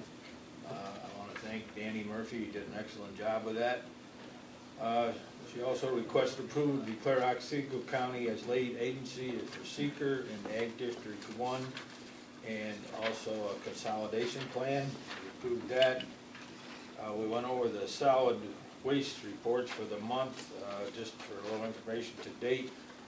We recycled 1,751 mattresses, so that's a lot of mattresses out of the landfill, which is a good thing. We had about 400 tons of recyclables in November. Tammy Harris gave a brief notification of the committee of a meeting that she attended with Bassett and Protect Stewardship Institution regarding disposal of pharmaceuticals. They're working on a mail-in program or depositing them, establish a kiosk or something somewhere. Jordan Clements was in from Soil and Water and gave his report. Jordan received a grant from Senator McGee to put an addition on the soil water building, which is great. He's working on hiring a forest technician to manage the county forestries. So far, he said that the meeting had 7 applicants, so hopefully that'll get up and going. And I asked about some funding for some salt sheds for the towns, and they haven't got around to get that up and going. Well, we haven't got the salt shed up that we did get money for, so we're still working on that. And that's it. Any questions for the chair? There was some concern that Jordan wouldn't be able to find qualified applicants for that forestry job, and talked to her this morning. You said 25? You've got 25? 25. We ended up with like 21, 22 applicants, and we actually did hire a gentleman last Friday by the name of Joseph Sweeney. He's spent the last 3 years working with the DEC, doing everything that I had on that piece of paper. So he's very eager, very young, and looking to start here on the 11th. Mr. Mason sat on the interviews as well, so. Good. Any other questions? I see, I didn't notice before in the back, Heidi and Susan, Matt, just wanted to acknowledge you and thank you for working with the committee all year. You guys did a great job, and it was a pleasure working with you, and I'm sure we'll have a lot of continued success there in the future. Admin, Representative Kennedy. Yes, that was a very long meeting, and I just realized when that I was going to be giving a report. I have to admit, I was a little bit unprepared. Keith very kindly sent me down this paper. It's 6 pages of notes. I refer you to your email, but I do want to hit some high points. We did have Commissioner O'Brien come in, and he was the first one we approved for to proceed with an I am responding quote for countywide fire and EMS to track real-time reporting of availability for personnel within emergencies. Carol McGovern came and put forth the soil and water funding, Cornell Cooperative Extension funding. These are in the resolution for today to just verify that those funds are being sent forward from the county to those organizations for 2018. We also did have Carol come in to approve some POs for payment that had gone beyond some things within the purchasing department, and it did bring to the attention of the admin committee that some of these things would probably be better served by revisiting the contracts with those specific vendors. So that's something to look forward to as far as plans for 2018. It would be great to be able to get those services contracted and regularize those payments to prevent some of these end of the year expenses having to go through. Jail security with Sheriff Devlin, Michael Henrice's reappointment, which we did discuss. Denise Oliver had budget transfers, and Kathy Gardner wanted to request to increase the mortgage tax from 0.75 to 1%. This is something that we have to send forward to the state, and then they can tell us if we can do it or not. So we tried last year, and we're trying to do it again for this year. Tammy Harris had budget modifications, and, oh, I think that, I'm sorry if I'm missing some of these things. I did go through this quickly. Wrote too small. Penny Gentile had us approve a social media policy, so that would be of note to recheck through that. Also to reappoint Ellen Kakoma as county attorney and risk management officer, and Carol McGovern as clerk of the board. And these things we did approve. The highway department, Mr. Mason and Mr. Brimmer came in, and this is of exceptional note. I believe the 5-year lease on equipment for plow and sand trucks. This is something that was new to me because I'm not on that committee for highway, but that's a, I was very glad to hear about it. It looks to save quite a bit of money over the next 5 years, as well as upgrade us into plow and sanding equipment that is brand new. Also, Delta Engineering was accepted as to be the engineer on County Route 35 Bridge project.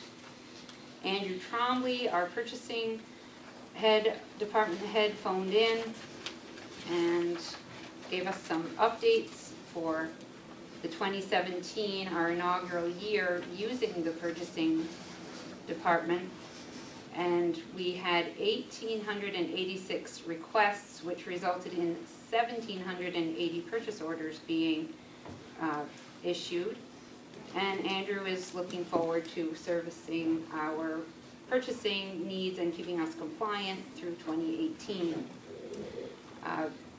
Doug Zerkes had a position abolished, and also some of those bill paying things that we want to get into a contract for next year.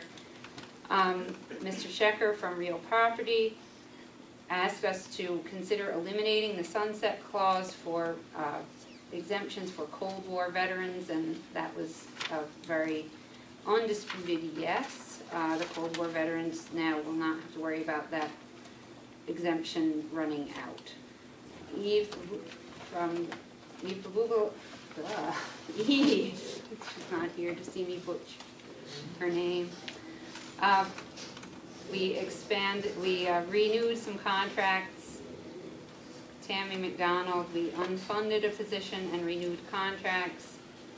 And that was as far as I got, so you'll have to finish in the notes online. Any questions? Keith? I just want to comment on the plow trucks. In the budget this year, there's $600,000 to buy 3 plow trucks. And the fleet is aging and breaking down a lot, and we came up with this lease where we can buy 12 trucks for that same $600,000 of plow equipment, so it's upgrading our equipment, so the repairs that we're paying for equipment now is a lot of money. So hopefully we get a newer bunch of equipment where it doesn't break down so much. But you can only got 3 trucks at the price at the $600,000. This way we're getting 12 trucks for the lease for 5 years. And we own the trucks when they're done. At the end of 5 years, we own the trucks. A lot of the problem is we're putting more money into a vehicle than it's worth. Yeah, the repair bills on some of them are more than the vehicles worth. Because they're so old. Correct. Any other questions?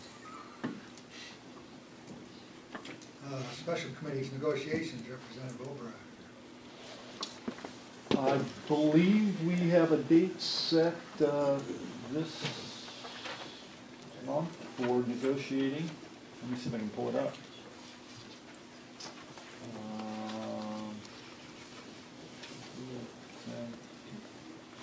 Or at least I thought we did. I don't have anything on my calendar at the moment. I believe we were. Carol's helping us out yeah. here. Was it January 19th? January 19th.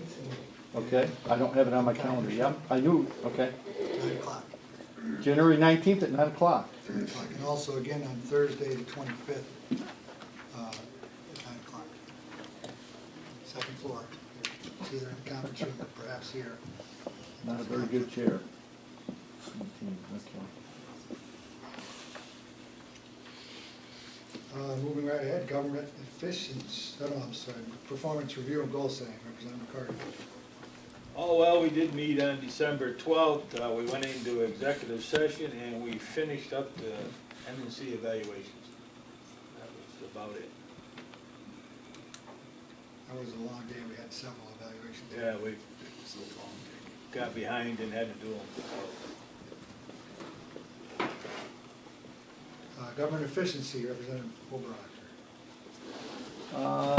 Nothing really to report under government efficiency. I don't even remember really addressing it. Oh, other than the time clock, I think the time clock issue that we were looking at wanting to institute it potentially at the highway department to try the new time clock. I think that was all we talked about. Any questions? That was mainly it. Special committees. Any of the special committees that met last month that have anything to report? The jury committee met in October. I'm on that, and the jury numbers pool is up there. The question I had is people say after they get 70 they don't have to serve anymore. Well, that's not correct unless you've got a medical issue and you can't sit there for a while. And you have to kind of get dismissed that way. Otherwise, you still have to serve after you're 70, if you can. Any others? I think you heard all the news from Soil and Water. Is that the kind of thing that you? Yes. Yeah. So the big news is the $250,000 grant from Assemblyman McGee's office. And then the other big news is the super pool of candidates, and I was privileged to be able to sit in on the final 3. And it was really, it was a great experience, and the choice did become easy, but the 3 people that we did interview were terrific, and so we're happy to fill that forestry position. And Jordan did a super job on all of that, so just want to let you know that the Soil and Water district is in good shape. Looking forward to a good year. Okay. Any questions? Special reports. I believe there are none. Okay, consent agenda. Is anybody who would like to pull any items to consent? Can we take a break? Oh, take a break? Sure. I think there's going to be a request for executive session. Do you want to do that after we poll? I think she wants to do it now, before we vote on it. Right, Yeah, I'd like to do it, yeah, okay. that's right. So I would like to go into executive session to discuss a personnel matter. Second. Wait a minute, that is not a proper ground. Yes, yeah, okay. Isn't it a matter relating to the appointment or, Sorry, Liz, but. No, I knew you'd fix this for me, Ellen. It's F, 47F, 1F. Okay, the medical, financial, credit, or employment history of a particular person or corporation or matters leading to the appointment, employment, promotion, demotion, discipline, suspension, dismissal, or removal of a particular person or corporation. Second? Second. Okay, we'll take a short break and then go to. Sorry. Do it this. All in favor? Aye. Opposed? Okay. Short recess and we'll meet in the board. Thank you. All in favor? Aye. Again, is there anyone wishing to pull anything from the consent agenda? Could you read the ones that are pulled already? Currently, we've asked 26, 27, 42, 51. 26, 27? 26, 27, 42, and 51. They're all being pulled? Those are being asked to be pulled,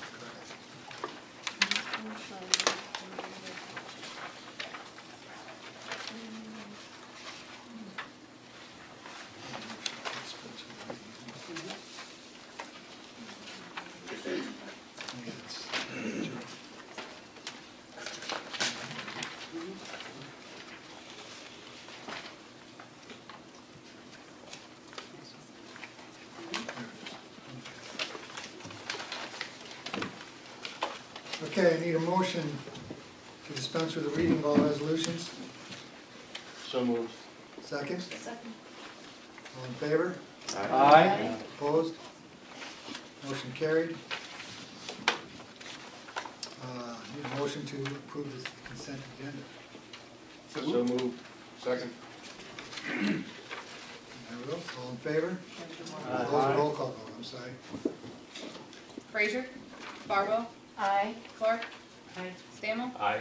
Kennedy. Aye. O'Bracker. Aye. Bliss. Aye. Marietta. Yes. McCarty. Aye. Wilbur. Aye. Poatnick. Aye. Martini. Aye. Lappin. Aye. Shannon. Aye.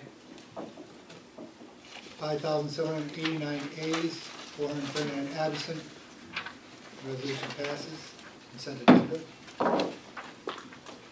Resolution 26, authorizing the chair of the board to execute agreements with Genesis Abstract Incorporated and Otsego Abstract Company Incorporated for title searches and tax sale proceedings.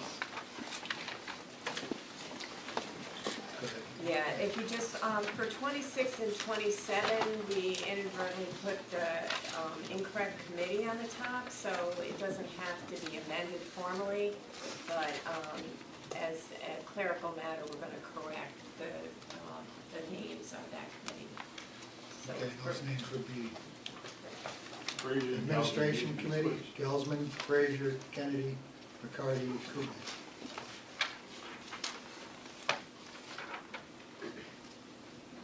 And the same for Resolution 27. We should vote on that one first, on 26. So we just need to correct the committee opposing the resolution. Now we'll vote. We need Do we need a motion for Motion. Is that- a motion and then a second. I'll make a motion that we amend, We don't need to Don't amend. need to, okay. It's a simple. correct. What term No, did you we just use? need a motion now, we just corrected a technicality. Oh, so you don't need to make a motion at all? We don't have to amend it all, we just need a motion to approve. I make a motion that we approve. Second. As discussed. Okay, roll call vote.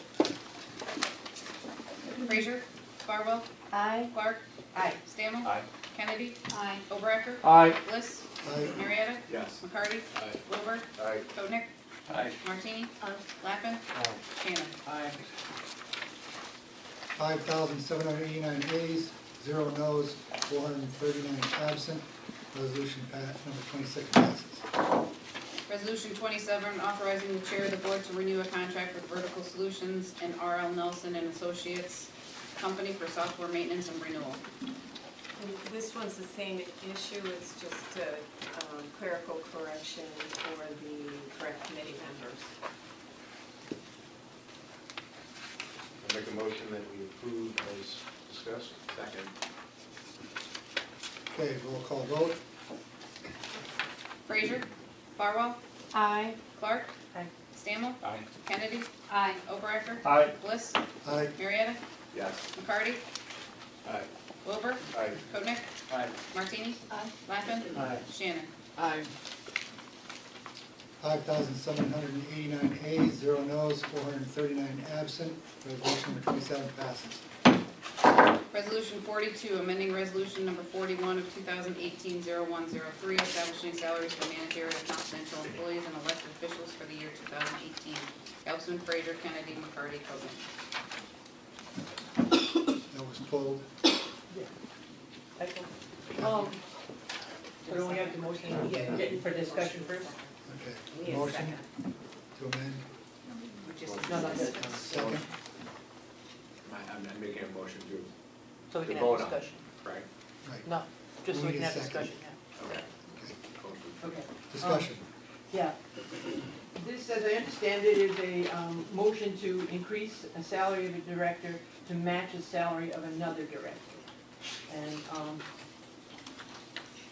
as we've all gone through these salaries for employees, there just seems to be no rhyme or reason how they got to where they are, and it causes a lot of issues. I did some research into the positions. It appears that we are moving the Director of Administrative Services up to match the Director of Income Maintenance, which is $49,266.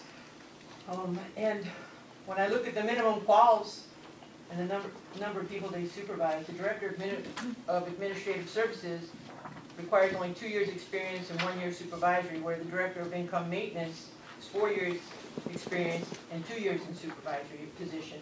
So it seems to be double the minimum quals, and the Director of Income Maintenance was revised in 2016. So I would suggest that the difference in salary may be warranted given the differences in positions and minimum quals. So, and I think when you start to say, well, and this person was hired to replace a long-term employee and brought in at the middle of the scale, so now we're raising somebody else up to the middle of the scale. Director of Administrative Services also already gets a $5,000 stipend in addition to their salary. So I would probably vote no, because I think that we should look at the salaries, but we should make sure we're not just changing them randomly, that the minimum quals and the qualifications necessary for the job should play a factor in the salaries, and not the common word director. Representative Kennedy? Just to add to the discussion, that we were given a build out from about, I think it was 2007. At one point, the salaries were established as equal, and they migrated away from one another for one reason or another. And Eve explained that she would like to reestablish equity between the two director positions. And that I did discuss with her the difference in the qualifications, and she did indicate that they should have probably, and I don't want to put words in her mouth, but my understanding was that a change in those qualifications might be forthcoming. And the other last part of it was that, well, I think that's enough. Thank you. Gary say something. The latest job description for the Director of Administrative Services is dated 2011. In 2012, the Child Support Unit was added to her responsibilities for a number of reasons I can go into it if you need me to. But that merger, that was basically a merger, and it saved the county $89,000. The Director of Administrative Services is responsible for 1/4 of the county's budget, $25 million.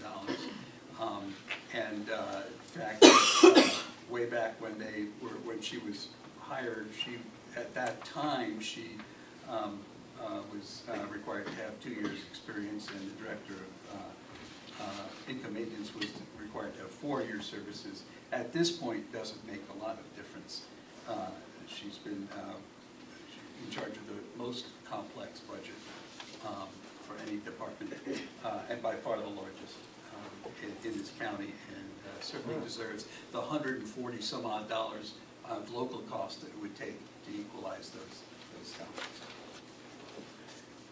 I would suggest that if quals need to be updated, that prior to putting in the raise, we update the quals and set them as equal instead I of agree. retroactively doing something. I talked with Penny as early as this morning to make sure that this was still correct information, and she said yes. So again, while we're having these discussions, I would like to set the priority this year on getting the salary study up and moving so we can equitably bring all management confidential employees to where they should be. I agree, that's a priority that I'd like to make also. Instead of chasing our tail all the time, changing everybody's salary. Correct. If we can get that accomplished quickly and efficiently, we can eliminate a lot of these. What happens when we do it this way Get a raise and is that departments where there's a lot of turnover do this every time there's turnover. In other departments, they're never brought up. Correct. Well, we've been chasing that salary study for a couple of years now. People continue to be out of step. But your point is well taken. So I would request that the committee pulls it, but I will vote no if it's brought up today for that reason, Any because other I think comments? cart before the horse. Could I just add, since I'll be the first person voting on this, and this is, you know, obviously the first time it's been brought up as an issue for me. Can I just hear a little bit more from the committee about how this was proposed, et cetera? I mean, I guess I heard from both of you reasons why. Was it Eve who said thought this was a decision that this was a decision proposed by her? Yes, yes, and as Meg said, these are two positions that have been equivalent in salary in the past, and for reasons that are lost to antiquity, have moved apart. And then when now that we're adjusting salaries for all MNC employees, Eve and the committee thought it was a good idea to reestablish this because it was a very tiny change. What was the salary before this change? For that position,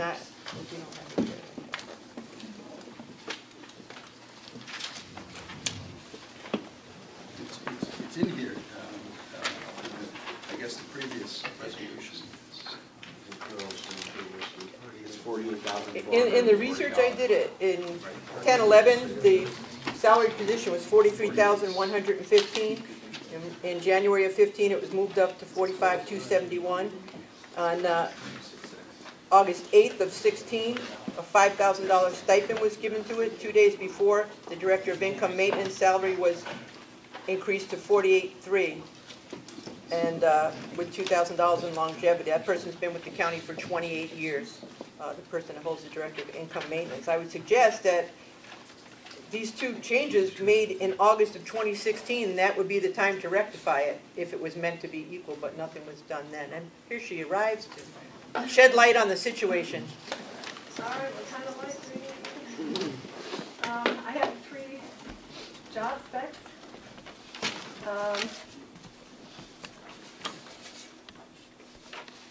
The Director of Income Maintenance has the highest minimum qualifications with a bachelor's degree and 4 years of paid experience, of which 2 have to be in a supervisory capacity.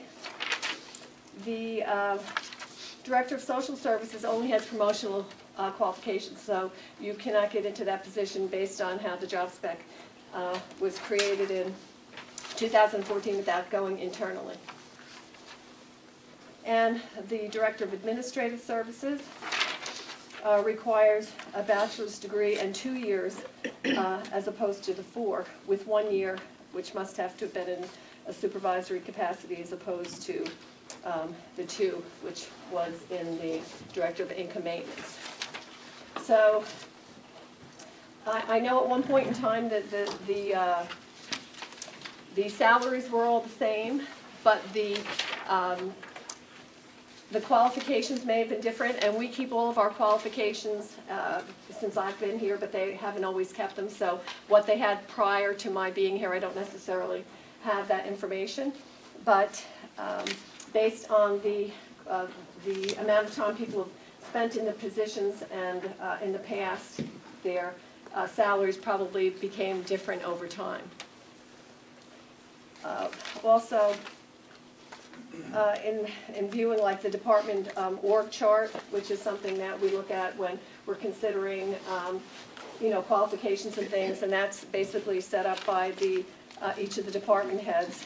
You can compare what one person is overseeing versus what another person is overseeing. So we have the org chart for DSS, which would show who oversees what exactly within the department. So in looking at all three, you can compare, and I don't know if you have a copy of that or information available, but this comes from the brief reference manual. If you have the reference manual, and you look on page 141, it will break down what each of the directors do. So you have Director of Income Maintenance, Director of Services, and then you have Director of Administration.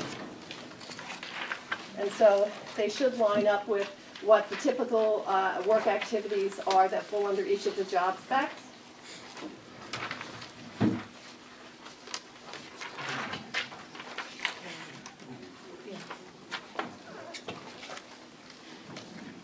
And that's pretty much the information that we have. And then moving forward as far as trying equalizing the salaries, because of the fact that it was agreed upon by administration committee, based on how long you were in your title, that was corresponded to what salary increase you have. So then that brought the Director of Administrative Services up slightly because she was in the position for a little over 6 years, which moved it to 7% as opposed to Income Maintenance, who was in the title for a year this past August, and the Director of Social Service, who was in the position since 9/17/15. So Director of Income Maintenance moved up 2%, and the Director of Social Services 5%, but Administrative Services moved up 7% because she was in the title the longest.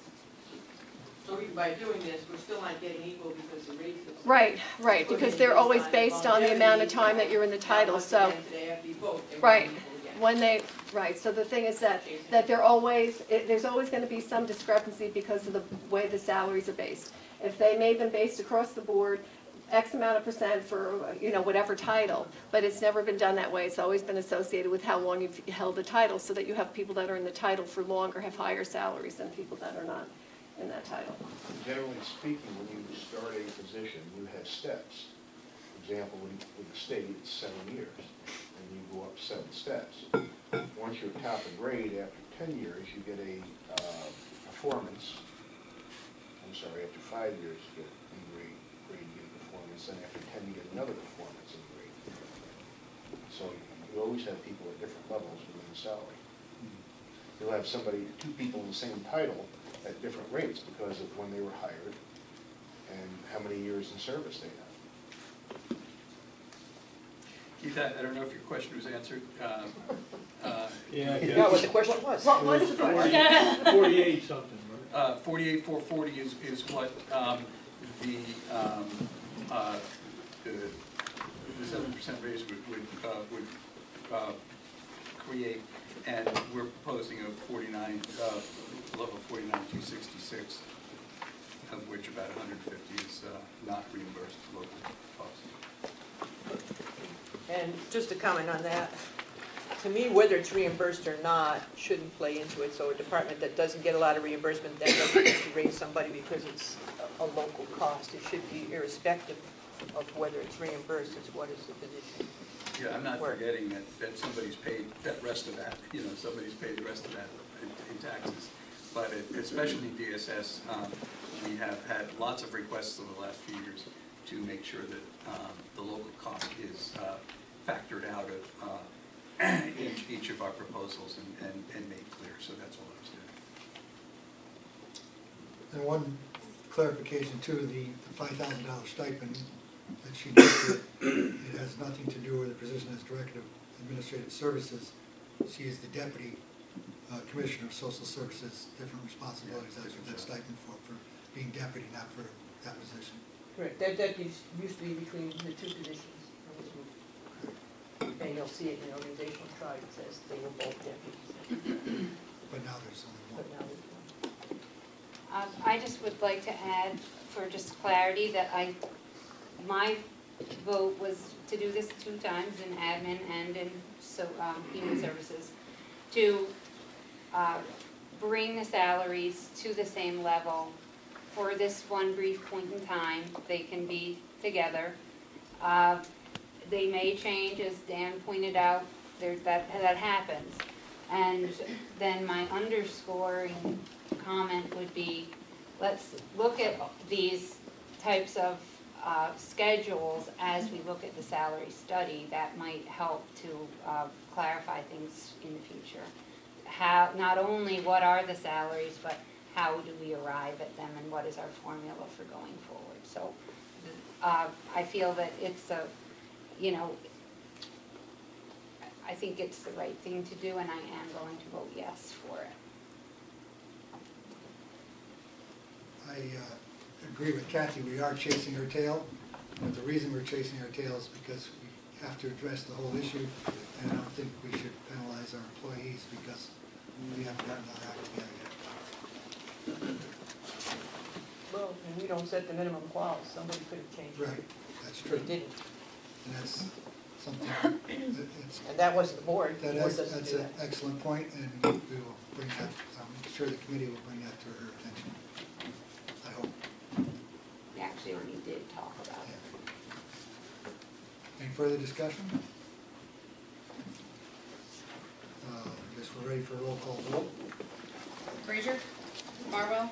Aye. Clark? No. Stammel? Aye. Kennedy? Aye. Overacker? Aye. Bliss? Aye. Marietta? Yes. McCarty? Aye. Wilbur? Aye. Kootnick? Aye. Martini? Aye. Lappin? Aye. Shannon? Aye. 5,235 ayes, 554 noes, 439 absent. Resolution number 42 passes. Resolution 51, excuse me, transferring funds in various departments for 2017. Councilman Frazier, Kennedy, McCarty, Kootnick.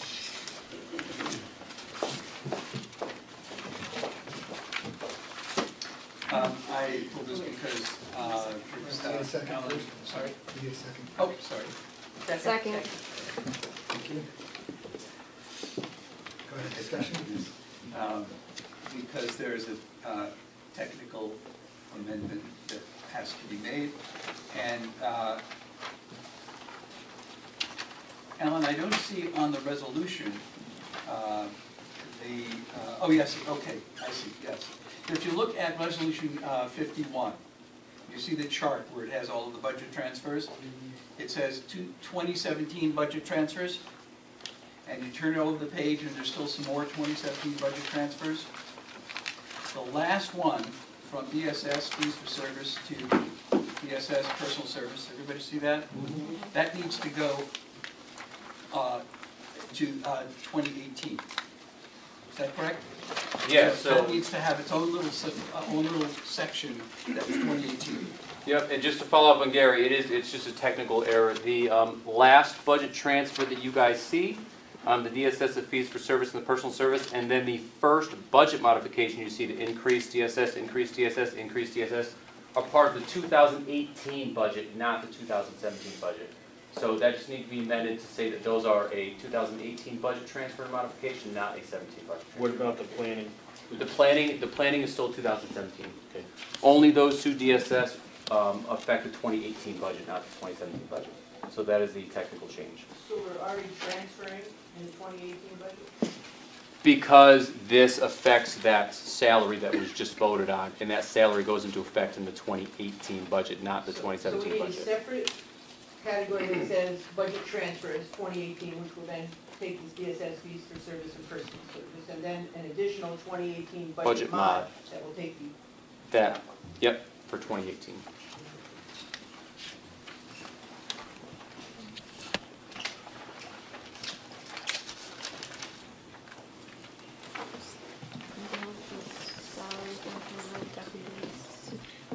for a motion. Well, first, I just want to make sure we're all on the same page. So on page 2, page 86 at the bottom, the last two items, they're right above where it says 2017 budget modifications. From 2, that becomes 2018. And then underneath A, general fund, the first 3, DSS, DSS, DSS, become 2018. Is that correct? Right, so all the DSS lines are 2018.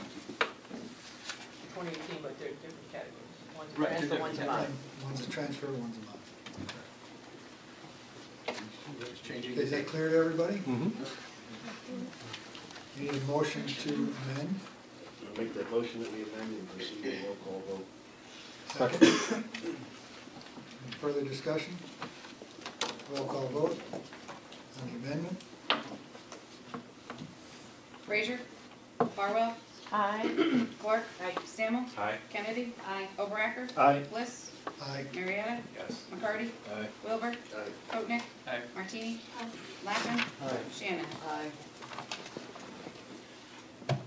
5,789 ayes, 0 noes, 439 absent. Resolution 51A amendment has passed. Now a motion to approve as amended. So moved. Oh, no, I can't do that. Yes, I can. Kathy? Yeah, I made it, I'll spare you. No, we already did. Yeah. To approve as amended. Just need a second.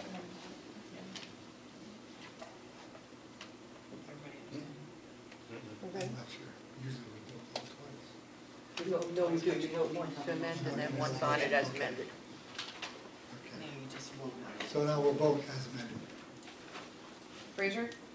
Farwell? Aye. Clark? Aye. Stammel? Aye. Kennedy? Overacker? Aye. Bliss? Aye. Marietta? Yes. McCarty? Wilbur? Aye. Poatnick? Aye. Martini? Lappin? Aye. Shannon? Aye. 5,789 ayes, 0 noes, 439 absent. Resolution number 51 approved.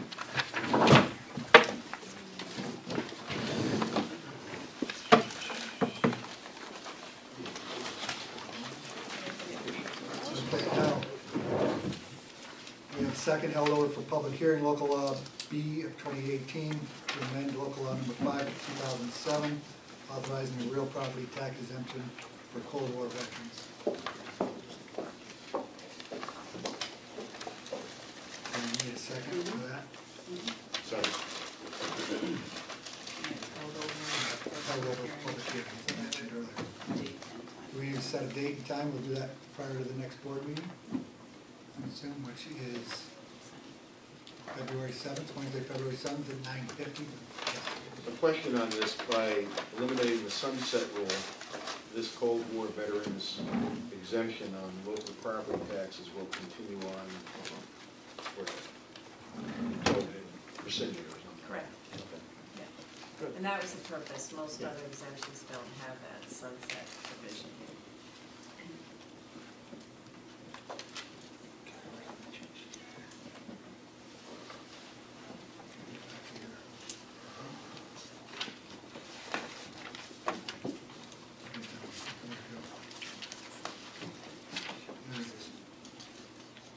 Late resolutions. I do have one.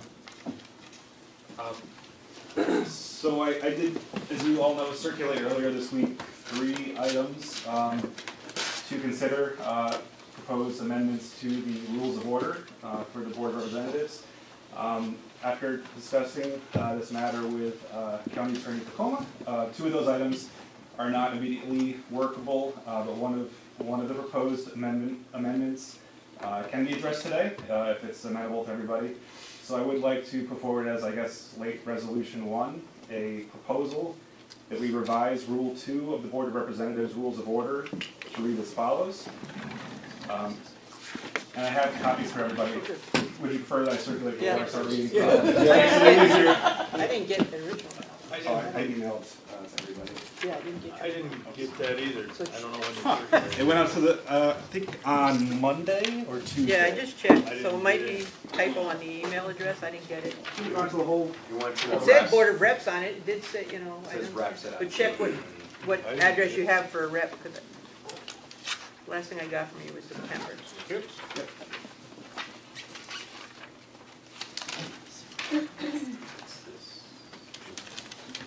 So what's the change? What's the change he's amending? Is this what? This paragraph is new. What is proposed? This is new. So Where's the current rule? Yeah, what do we? I got it. So, let me show up, but the paragraph 1 is the new paragraph, or it replaces the former paragraph 1. The second paragraph is the same as the old. So the second paragraph is the change? No, the second paragraph remains the same. So there were 2 paragraphs already. This is a new proposed paragraph 1. Paragraph 2 remains the same. So this proposed revision would be essentially revising paragraph 1 of Rule 2 to read as it appears on the So paper. basically, you're just removing the tenant. Approved by an affirmative, weighted vote of at least a majority of the total membership of the board. The regular meeting time shall be set at the organizational meeting or as soon thereafter as reasonably practicable. So that would be the revised paragraph. And the way it reads now is that... Wait a second. Second. The way it reads now is that the bylaws say that it must be held at 10 a.m. on the first Wednesday of each month in this room, except upon approval of the affirmative weighted vote of at least 3/4 of the total membership of the board. That's the way it says now. Now, I may be wrong, Ellen, you can correct me if I am, but I don't think there's anything else that we do that requires 3/4 majority. So there's a lot of 2/3 for very important things, but 3/4 is just something, somebody put that in there a long time ago for some reason, and it's time to take it out and to make this decision just like every other decision we make, an affirmative vote of the majority. So that's a little confusing. I think the 3/4 would refer to if we were kind of changing it mid-year or sort of an emergency basis. But I think normally to change the rules of order, it would require 2/3 vote, which is what this... Changing the rules of order. Which is what this would yes. require as well. Yes. So having the time set in there, requires it, so it requires that to be the time for every new board to meet unless it's overcome by a 2/3 vote, changed by a 2/3 vote. Would that be correct, Alan? Well, right now it's 3/4. You could change the rule with 2/3, but to Yes, change the time, rule with 2/3. you need 3/4. That's correct. Either way, it's Either strange. way, it's more than a So yeah, no, I mean, I think we decide hundreds of millions of dollars, issues of public safety. On a simple majority vote, I think we can change a meeting time on a simple majority vote. The only thing I would just want to say about that is I think that the reason for that back in the day was, you're assuming that for example, the place is going to be here in the county seat, but it could be anywhere. And so I think historically the reason it was such a large number was, let's say somebody decided we wanted to change the board meeting to Oneonta or the Worcester courthouse. or, Because it says where, too. This proposed revision wouldn't change the location. correct. But you've then making it possible for that to happen. All I'm trying to tell you is that these are the consequences of what you're doing. What you do is totally up to you. However, yes, right now, the chambers, it has to be in the village. We voted back a while ago when we needed a larger space to permit it to be in the town of Middlefield at the Meadows building. When you run for office in November, everybody who ran this November thought the meetings would be at 10 o'clock on Wednesday morning. The new board comes in and says, nope, it's going to be 4:30 in the afternoon. And you can disenfranchise a lot of people who then couldn't, knowing that they ran, knowing it was going to be this time, could be disenfranchised. I think that's probably the reason for the 3/4, so that a bare majority could dictate for the entire board and disenfranchise people. I think that's a good point. And also, I think, piggybacking on what Ellen was saying, that 50% then could vote to hold a meeting without a public meeting. 50% could decide we're going to hold a meeting and disenfranchise a bunch of people who may not be able to attend as well. my position's long been clear. I think daytime meetings for practical reasons are much more efficient and much more valuable. Well, this doesn't change the time of the meeting. No, but Give you the opportunity, that'll be the next easier. motion. There's If we only one change reason this to do that, instead. and that is to, in the future, change Right. the meeting date. Andrew? Well, I mean, I think the disenfranchising, I mean, there's the general public, which I think the majority of us have heard from our own constituents, that 10 a.m. meeting is not feasible.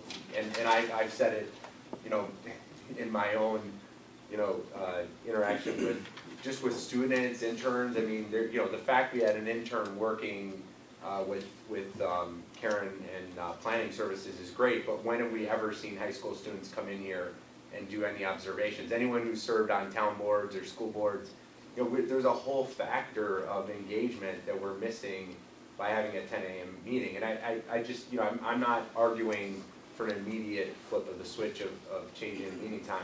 I agree, we ran knowing this was a 10 a.m. meeting time, but I think it, you know, we need to consider change, and this lays groundwork for allowing us to do the due diligence and carry that change out with due process. And that's all I look at this change, rules changes allowing us to do. Right. My comment would only be that the weighty three-quarter majority would still allow for that kind of a change, but it would make it be a more measured and considered approach, and certainly more thought out. When they assign a three-quarters majority to something, I would think that that does indicate that it's a big decision. And not to say that you couldn't gather the three-quarter majority and do the change, but I'm in favor of keeping the three-quarter majority just to underscore the importance of that such a change would indicate. Even our budget is passed $110 million with a majority. And a bare majority can pass the budget, and has in the past. The fact that we are setting aside one decision out of all the decisions we make all year with the highest bar possible doesn't make any sense to me. To me, what it says is that is the most important decision we make every year, by far. That's what that says to me, and I don't agree. I don't think it is. Yeah. I can see a 2/3, but a 3/4.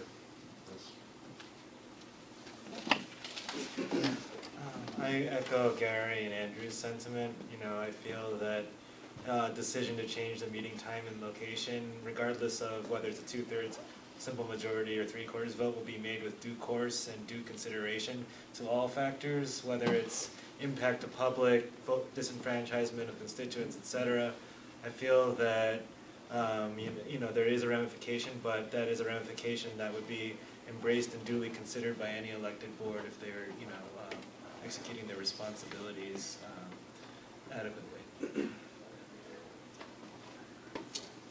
And I mean, I've heard some comments that the next motion would be to set a new time, and the purpose of writing it the way that it was is so that we do have that deliberative opportunity, so that we figure out what is workable for everybody. Obviously, there are security implications. If department heads come to our meetings, there are a number of implications that have to be worked through. This would just be step number one towards opening that discussion. And I would recommend that if this does pass today, that the next late resolution put forward would be to set our next meeting at 10 a.m.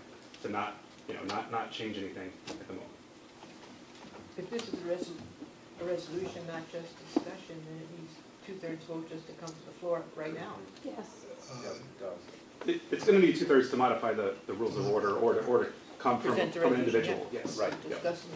For this to be approved, it would require 2/3. Could I just make one comment? So if the intent is to change the time, and so make that subject to simple majority, I would recommend that, or if the board wishes to keep the 3/4 to change the place, then we're going to have to delete in Rule 2 the part where it says or I would suggest then that we leave that sentence, all regular special meetings shall be held in the particular place, still subject to 3/4 change, if that's what you intend. Andrew, I don't know, I don't want to put words in your mouth, but. Yeah, this was just intended to address the time, The time, not the okay. place. So then I would recommend that that we keep the second sentence of Rule 2, the first paragraph, but delete the words, the time and just leave the 3/4 for the meeting place.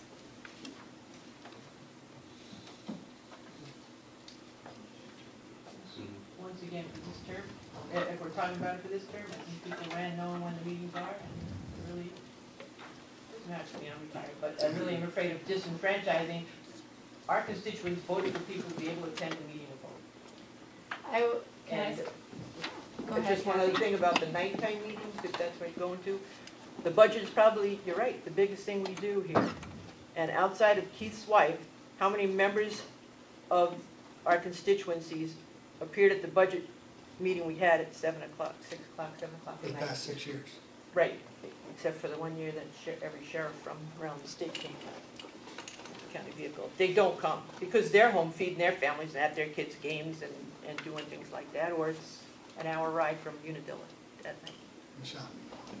I might have gotten off track here, but what I was intending to say was that I see this as a first step in discussing a change in time of the meeting. And while it may, we did run assuming that our meetings would be at 10 o'clock in the morning. We are also, all of us not knowing what committees we'll be on, how many meetings we'll be having a month. I mean, we all also ran with an idea that we needed to be flexible and in order to serve our constituents. I see changing the time of the meeting as something that whether or not people attend or don't attend, it's a step towards openness and transparency in government, which I feel like trust in government is an all-time low right now, and that this would be a positive step in that direction. I have a quick question, which may not, I'm sure we need to deal with later, but in terms of the place of the meeting, if we want to change the place of the meeting, what is the technical procedure for that? We changed the place a few months ago over to the courthouse for security reasons. I don't remember voting on that. And if we did want to, let's say we want to change next month, and that need for the change comes up a week early before the meeting, how do we convene to vote on that so that we can change the place of the meeting? Yeah, I mean, if it's a simple answer. Well, I mean, it's just, so, right now, you can, because of changes that were made in the rules, you can meet in the county courthouse, or you can meet at the Meadows. That's already set there, and that was in part to meet the requirements of the open meeting law, which required that the space be adequate for the people in the public that want to attend. So we don't really have to do much to change that. Right, but that just says is not adequate to accommodate members of the public who wish to attend the meeting of the board. So that's baked in there as a change that we can make without voting for issues of space. We changed the meeting for issues of security, not space. Yeah, we did, that's true. But we have changed for space in the past. Remember when we have the manor crowds? Oh, no, I remember that. I remember that, Paul. I never forget that. But yeah, so that was appropriate and didn't need a vote. I suggest that security could be contrived as a space issue. But yeah, that's just something may come up in the future that.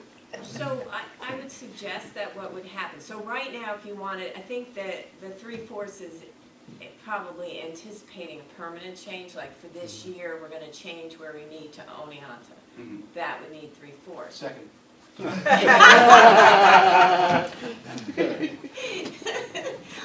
actually don't have the power to do that, Karen. But if some emergency situation occurred where you had to meet somewhere other than one of the places that has has already been selected or for reasons other than space, I would suggest that you would send out the meeting notice to the public as best you can, and then when you arrive to meet, you would move at that point to change the meeting by a 3/4 vote to wherever you're sitting. Is that ideal? No. But I assume we're Okay, talking that's a about a reasonable real, you know, approach, I mean, yeah. we're talking about a real emergency situation. Yeah, that's reasonable. Keith? I have a question. Back 12 years ago when I first got on the board, they used to have night meetings. Was there anything in writing why they had those night meetings, or they just called a night meeting? Well, the chair of the board can call a meeting of the board at any time, as long as We used to have adequate. You're talking about Night. regular scheduled, excuse me, regular scheduled night meetings or just They were occasional? second meetings. They were second meetings usually, I think. Second meetings, extra meetings. And they were always at 6 o'clock at night. They weren't regularly scheduled, they were special meetings scheduled for night. They were quite often. Yeah, the board, this just deals with the first Wednesday of the month. If the board chair, they need a second meeting, we've had them before, might be 2 o'clock in the afternoon, you try and find a time when you know you can get a quorum, and it could be 6 o'clock at night. But it's not the first meeting where you're gonna be voting on it. So why couldn't it be put in this every 3 months we have a night meeting? Why does it have to, a second meeting, so if people wanted to come in,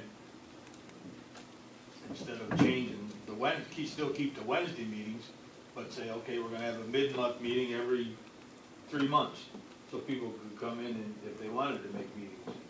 But then you're not gonna be discussing the normal business as part of the problem. Well, you can, You'd you'd be attended just like it is now. Yeah, but you generally have a meeting for a purpose. It's after hours, the budget, something of that sort. Well, my thing is, if you change, you could have the Wednesdays, if you have it later in the winter months, you know, you're gonna have people driving on bad roads and cold weather, and they're not gonna come out At anyway. 1 o'clock in the morning. We could look at a Some summertime meetings have less. nighttime meeting as opposed to winter. Let's go. My suggestion about changing the meeting time would be, it's a big decision, I just did some of the math, but, I mean, basically 3/4 of 14 is 10.5, and I did out weighted vote too, and 2/3 is 9, so there's, I think that 3/4 is because we have to work together in a group, so why do we want to add to a faction of our discontent of, gee, I didn't want to change this anyway, and I don't want to be here at this time. But my suggestion is that if we want to change the meeting time, is it out of the realm of possible to gather the 3/4 vote and change it? That's a suggestion. And there are other things that go along with that with regards to cost for security, cost for heat and lights to run the buildings at other times. All these things I would want to address before I got into that debate. I mean, I'd want to debate them. I would want to know that this was going to be exactly what it was going to be. We want to change the time of the meeting, and this is why we're debating it now. Not just saying, let's change the rule and see if we can do it later. Say, let's bring it to the floor as what it really is. Let's say 3/4 of you, do you want to vote and change this now? That would be my thought. Meg, I understand what you're saying, but I think under these rules, I mean, even if we got those 3/4, it would still say 10 a.m. in the rules, wouldn't it? Unless it's changed by, unless the text is changed by the 2/3 vote. I mean, Right, but once you We'd have get to do that every 3/4, month. We'd have to do that every single 2/3 month, you're right. comes along. I'd like to say, and it was a year before, I've heard me say this before, 24 years on the Chatham Millfield Board, we had a mixture of day and night meetings. The day meetings were much better attended than the evening meetings were, unless you have an issue, and if you have an issue, whether it's day and night, you know, afternoon, people come. Today, there were a lot of people here. When we had the FASO amendment, there were a lot of people here. But there's an issue, people come no matter what time the meeting is.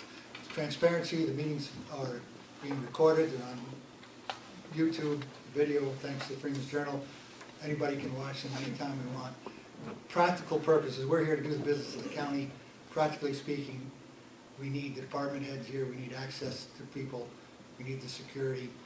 It doesn't make sense to bring all those people back at night.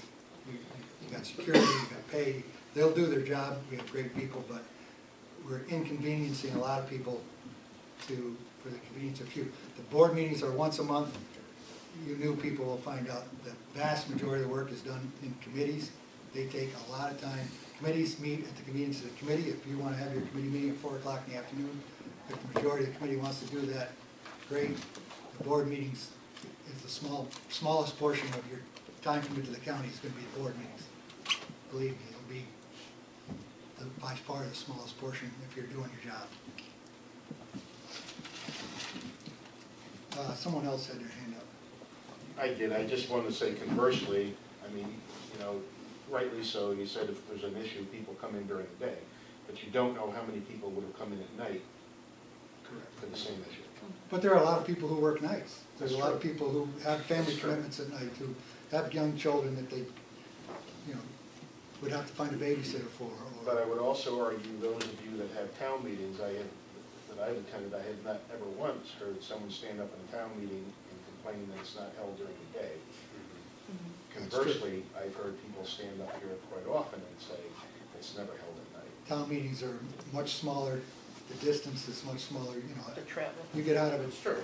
I mean, 11 o'clock there's town meeting, pros you're and driving cons 10 to minutes decide. to home. I mean, Here you you're could- driving some. You could some always of us an consider hour. having some night meetings in the summertime, you know, during the good months, and then in winter months. I like Keith's actually idea of having, and we don't even have to call it a meeting, we could have a public hearing. Here's a chance for the public to come and comment about anything they want to comment about that's been going on in town. That could be something that we could do. Gary? Hopefully my last contribution. For the year or for today? And this may be counterproductive, but I wanted to run for board when I had a full-time job, and my boss asked me not to because of the daytime meetings, and so I had to wait till I retired, and that may be a good thing for some people, I don't know. If in fact this is passed, my hope would be that we take a couple of months to consider what changes we want to make, if any. What we're passing, what we're voting on is, should we change the rules so it can be done by a majority vote? I would hope that we would contact the half of rural counties in New York who have evening meetings. And they have solved all these problems somehow. And certainly could give us advice as to how to adjust that. We need to talk to the department heads. We need to talk to the treasurer. There's lots of work to do before we do it. I understand that this is a big deal. But today we're just taking the first step. I forgot who said that, but that's exactly right. We're taking the first step on a path we may not decide to take. But at least if future boards decide that they'll be able to. So, why is, if that's the case, why have we got to vote on this today? Can't we do it anytime? Why wouldn't we do that? That's my We're point just exactly. taking the first We step. do that Well- research first and then bring it to the board. Well, there's no You sense would in have to doing the first get research. 2/3 of the board to agree to even entertain it today because it's a late motion. Okay, I would suggest all the things we did today, this has prompted the vast discussion. Perhaps that's why they made it a 3/4, because it is so controversial. So unless anybody has anything new to contribute, I would suggest we take a roll call vote On what?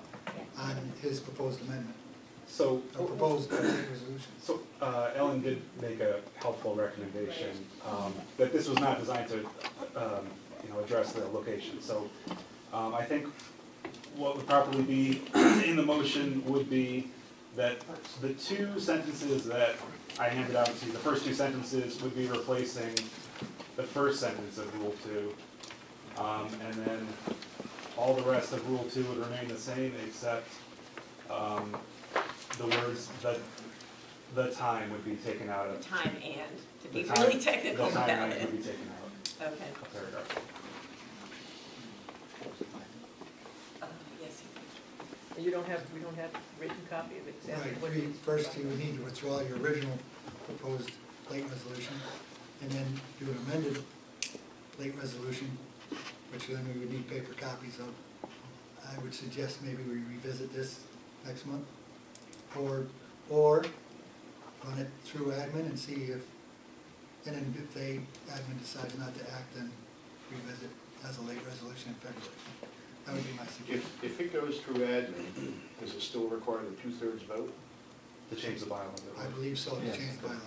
So there's no significant difference there either way, so. Correct. That gives them Except two it options. wouldn't be late and it wouldn't be in violation of the rules that it has to go through the. Well, that's more. So, I'm okay with that as long, I mean, I'm encouraged to see that this has encouraged discussion. I mean, if we don't address this today, then I would like to bring it up again next month, because I think we've been talking about this for so long. I would like to see a vote on it. And we voted last year. I mean, we voted this down, I think, 2 years in a row, or at least the meeting time issue. Yeah. I would like to see it at least an attempt to go through committee, and then if it doesn't go through committee. Bring it to, and if it fails at committee, then bring it as a late resolution in your revised format. Okay. I would suggest. That's been my consistent position. All right, because of the changes that have been recommended by Hank Tacoma and all the input and discussion, I think I would be agreeable to withdrawing this and holding off until next month with the hope that admin committee will take a look at it this month. Okay, thank you.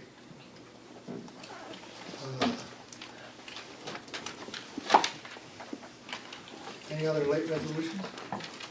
No, can I, Unfinished business? this is maybe out of order, but can I make a comment on the late resolution that came forward? Just the one we just went Yeah. through? Sure.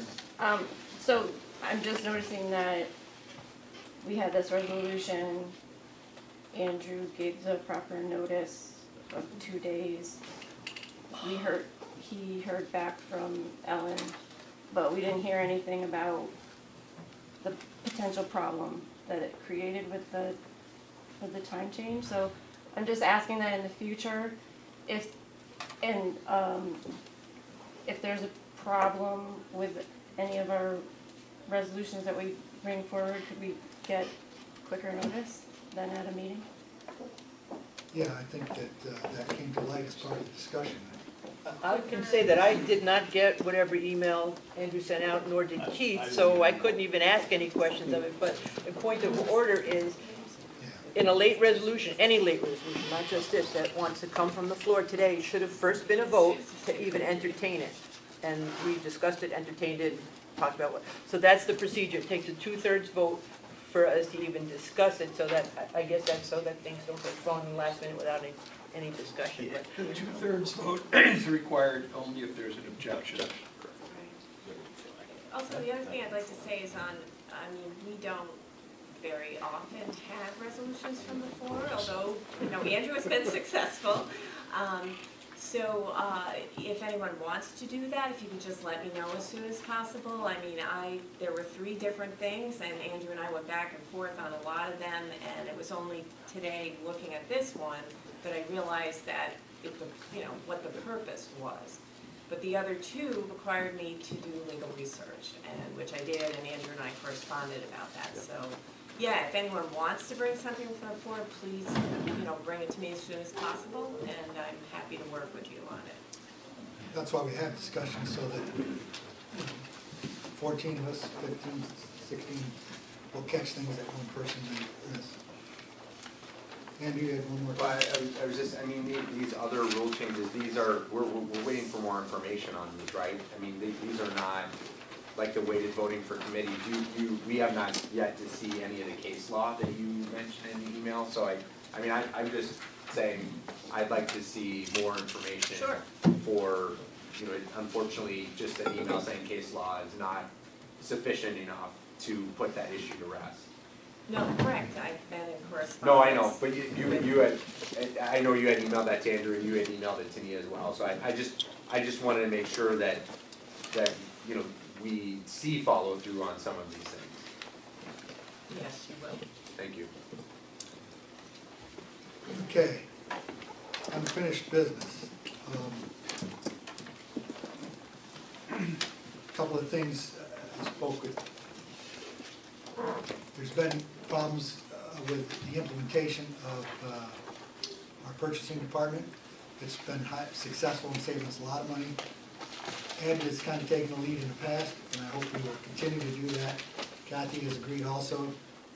So if anybody that has issues, any department heads that have issues with purchasing, continue to focus. Those two will take care of. Have agreed. I again haven't talked to Ed, but I'm banking that he will continue, and Kathy's agreed to help. Once that's settled, can you make sure all the department heads know that? Correct. Sure. So that questions about purchasing should be directly, obviously we all need to know about them, but directly funneled through them as a go-between between Andrew Stanley. Yeah, it was that they were supposed to have notified Ed in a couple of days, they hadn't had a resolution, and that hasn't been happening. And it's like, well, 2 months ago I handed this in. Right, and Ed isn't aware of it, so he can't do anything about it. Part two, you have a question about that? Well, is this technically falls under new business, this discussion about purchasing, or Well, just I kind say of it's laying unfinished down? business because it's been an ongoing issue Sure. for the last, since we started. Yeah, my only point would be, I would hope that we're gonna have further discussion about the Onondaga purchasing partnership in general, especially in putting staffing support on our end of that initiative to. Was our representative on that board? We need to replace him, as he is no longer here. I would suggest Representative Marietta be board's rep there, and that, I think, requires a vote. Resolution. Okay, so does that need to wait probably till next meeting then?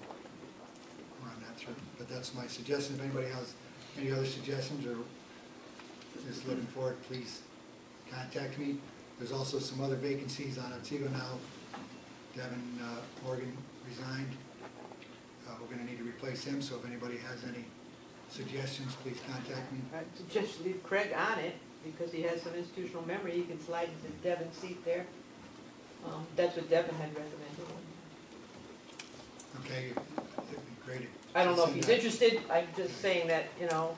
And if anybody else on the board, that's a good suggestion, and if anybody else has it now or the next few weeks, make sure we email everybody. I just had a point of order question. When 7 new board members came on in 2016, I don't remember voting on Craig Gelsman as the appointed Otsego Now representative for the Board of Representatives. I do not recall that being a resolution put, and I'll go back and fact check that, but I do not remember that being a direct resolution from. I don't believe there was in any of the years. When I came on, Betty Ann Schwerd was on there, and because she was still on the board, she sat there throughout, and we didn't re-vote on that board representative position any of those years. So yes, you're correct. All right, well, let's just do it right. Well, yeah, if new information is found that we do need a resolution, then. Well, I'm just asking regarding, Representative Gelsman, how he actually was put onto that board. The 2 years, obviously, in my term, we never voted officially to put Representative Gelsman on that board. So I question having Representative Gelsman continue on the board in general, so. All of the members of all the liaisons and members of various boards are appointed by resolution, as I remember. Is that correct? As far as I recall. I think that's the I proper way. can look at the statute, there's a statute that specifically deals with appointments to the IDA, and I can look at that and see if there's some exception when the board itself is appointing its own member, but otherwise all of them require, they're an appointment of the chair subject to confirmation by the board. So there are various vacancies in other boards that will be coming up that also, Carol has a list. Nice big list. Yeah, a big list. Some of them are routine, some are not, some are just reappointments, some are vacancies. I would ask Carol to send that to the full board, and if anybody has any questions, comments, or suggestions for new people or changes, so that in February we can vote on those. Okay? Anything else? Unfinished business? Any new business? Certainly. Devin just handed his resignation. I think it would be good for the board to send him a resolution of appreciation for his service. It was a very tumultuous period, and he took a lot of heat. I think we should acknowledge that. Good suggestion. Does that need to be formalized or? Carol's getting resolution, so we additional can give workload it as to we the state. Sorry, Carol.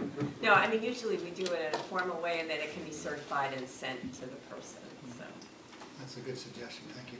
Speaking of additional workload for Carol. Come in at night and. I'm a little distressed that not everyone got the email that Andrew sent out because it, is required by resolution. What I do when I need to contact everyone is I send it to Carol and she sends it out. Now, am I the only one who does that and I'm a pain in your neck, or is that is there a better way to make sure? Because some of the stuff, by law, we have to get it right, and I don't, I don't know what the best way to do that is. I would say. You said that. By going through Carol, you know. But I don't want to put anything more on her plate, if that's All you have to do, correct me if I'm wrong, is hit forward send, right?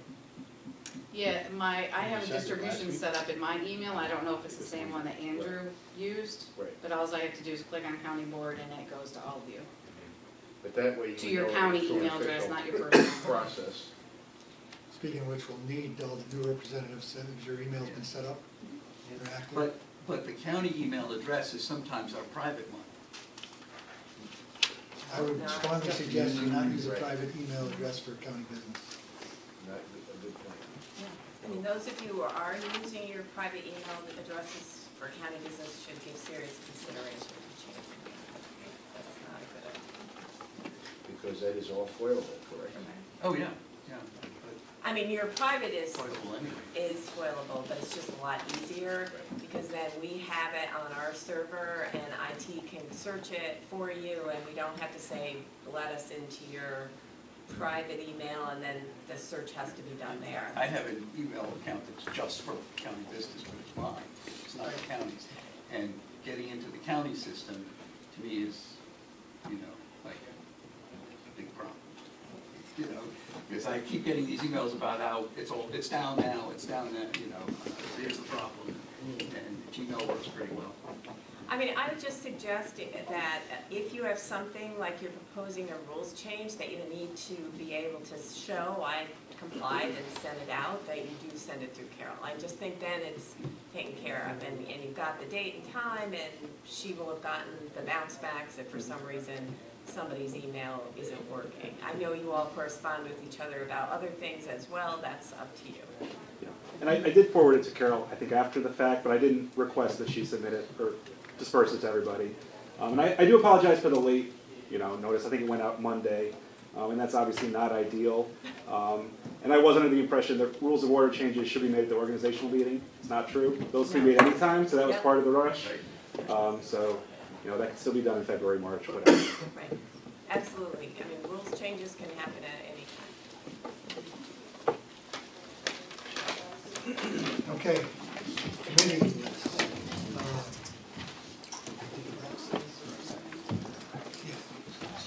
This is Mark's draft, but I think it's going to be official.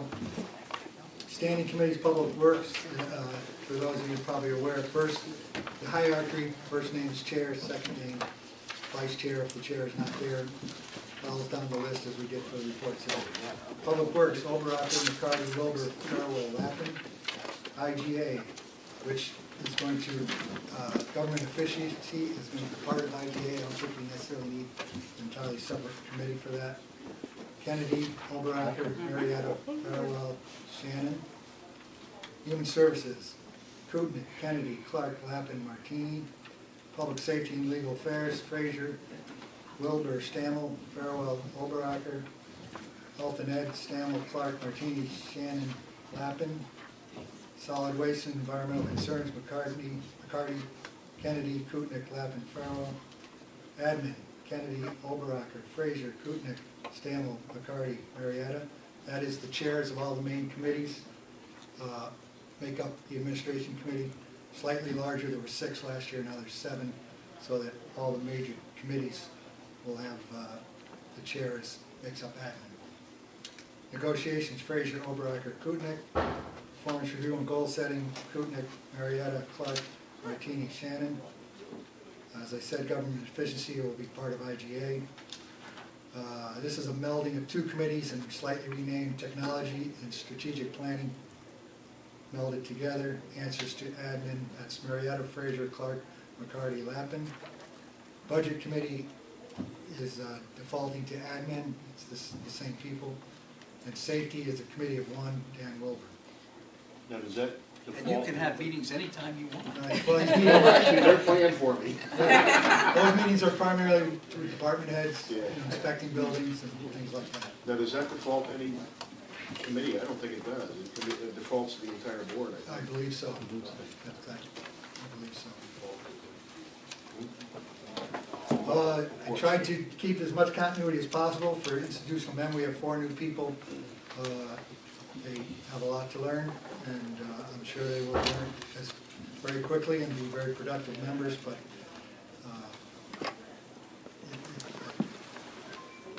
the chair needs to have some institutional memory and committee memory, and I hope that this is satisfactory to all. It's difficult to keep everybody's wish list of what they want, what they like, and keep everybody happy. It's impossible, as Kathy knows. Any questions? Right, yes. So you'll meet together now, decide when your first meeting is going to be. You all have to meet in January. That's up to each committee when they meet. I suggest you try to keep them on a regular schedule, not bouncing all around from month to month. Makes it much easier for people to plan and much easier for Kathy.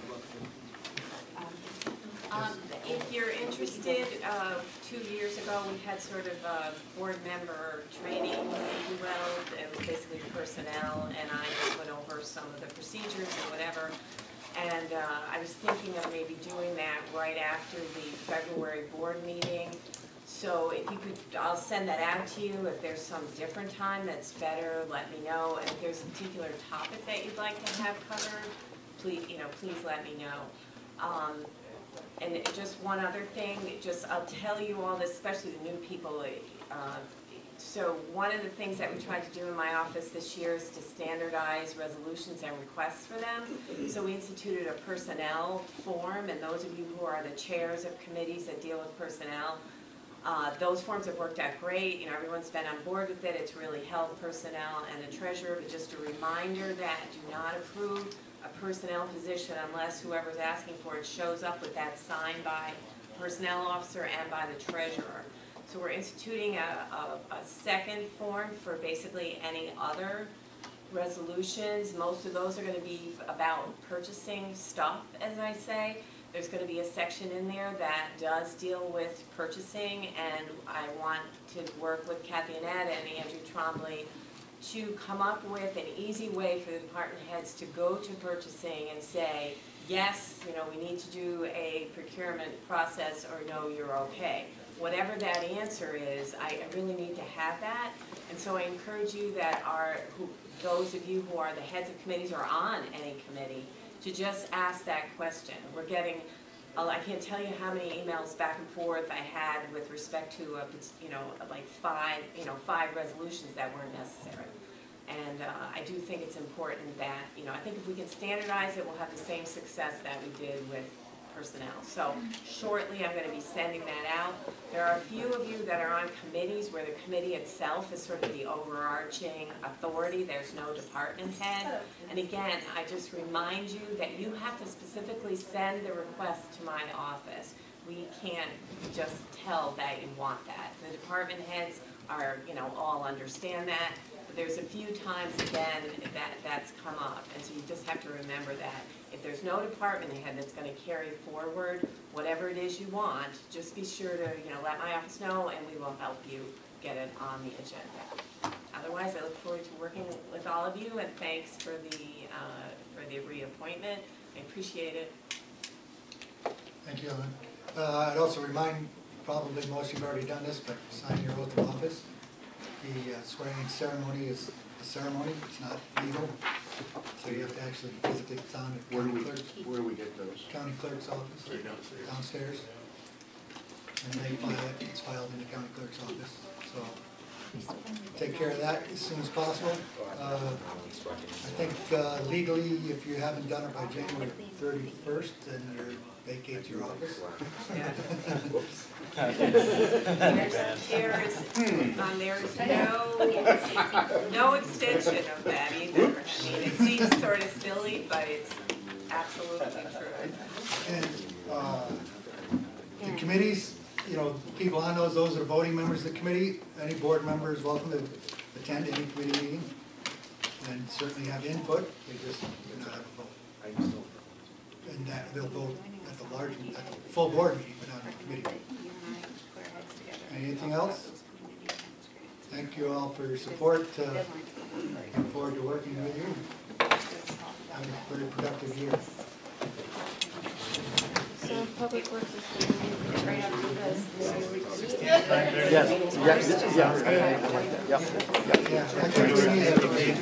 just gotta make sure I get that personnel form. So We got a public works meeting. I just gotta get that public, or the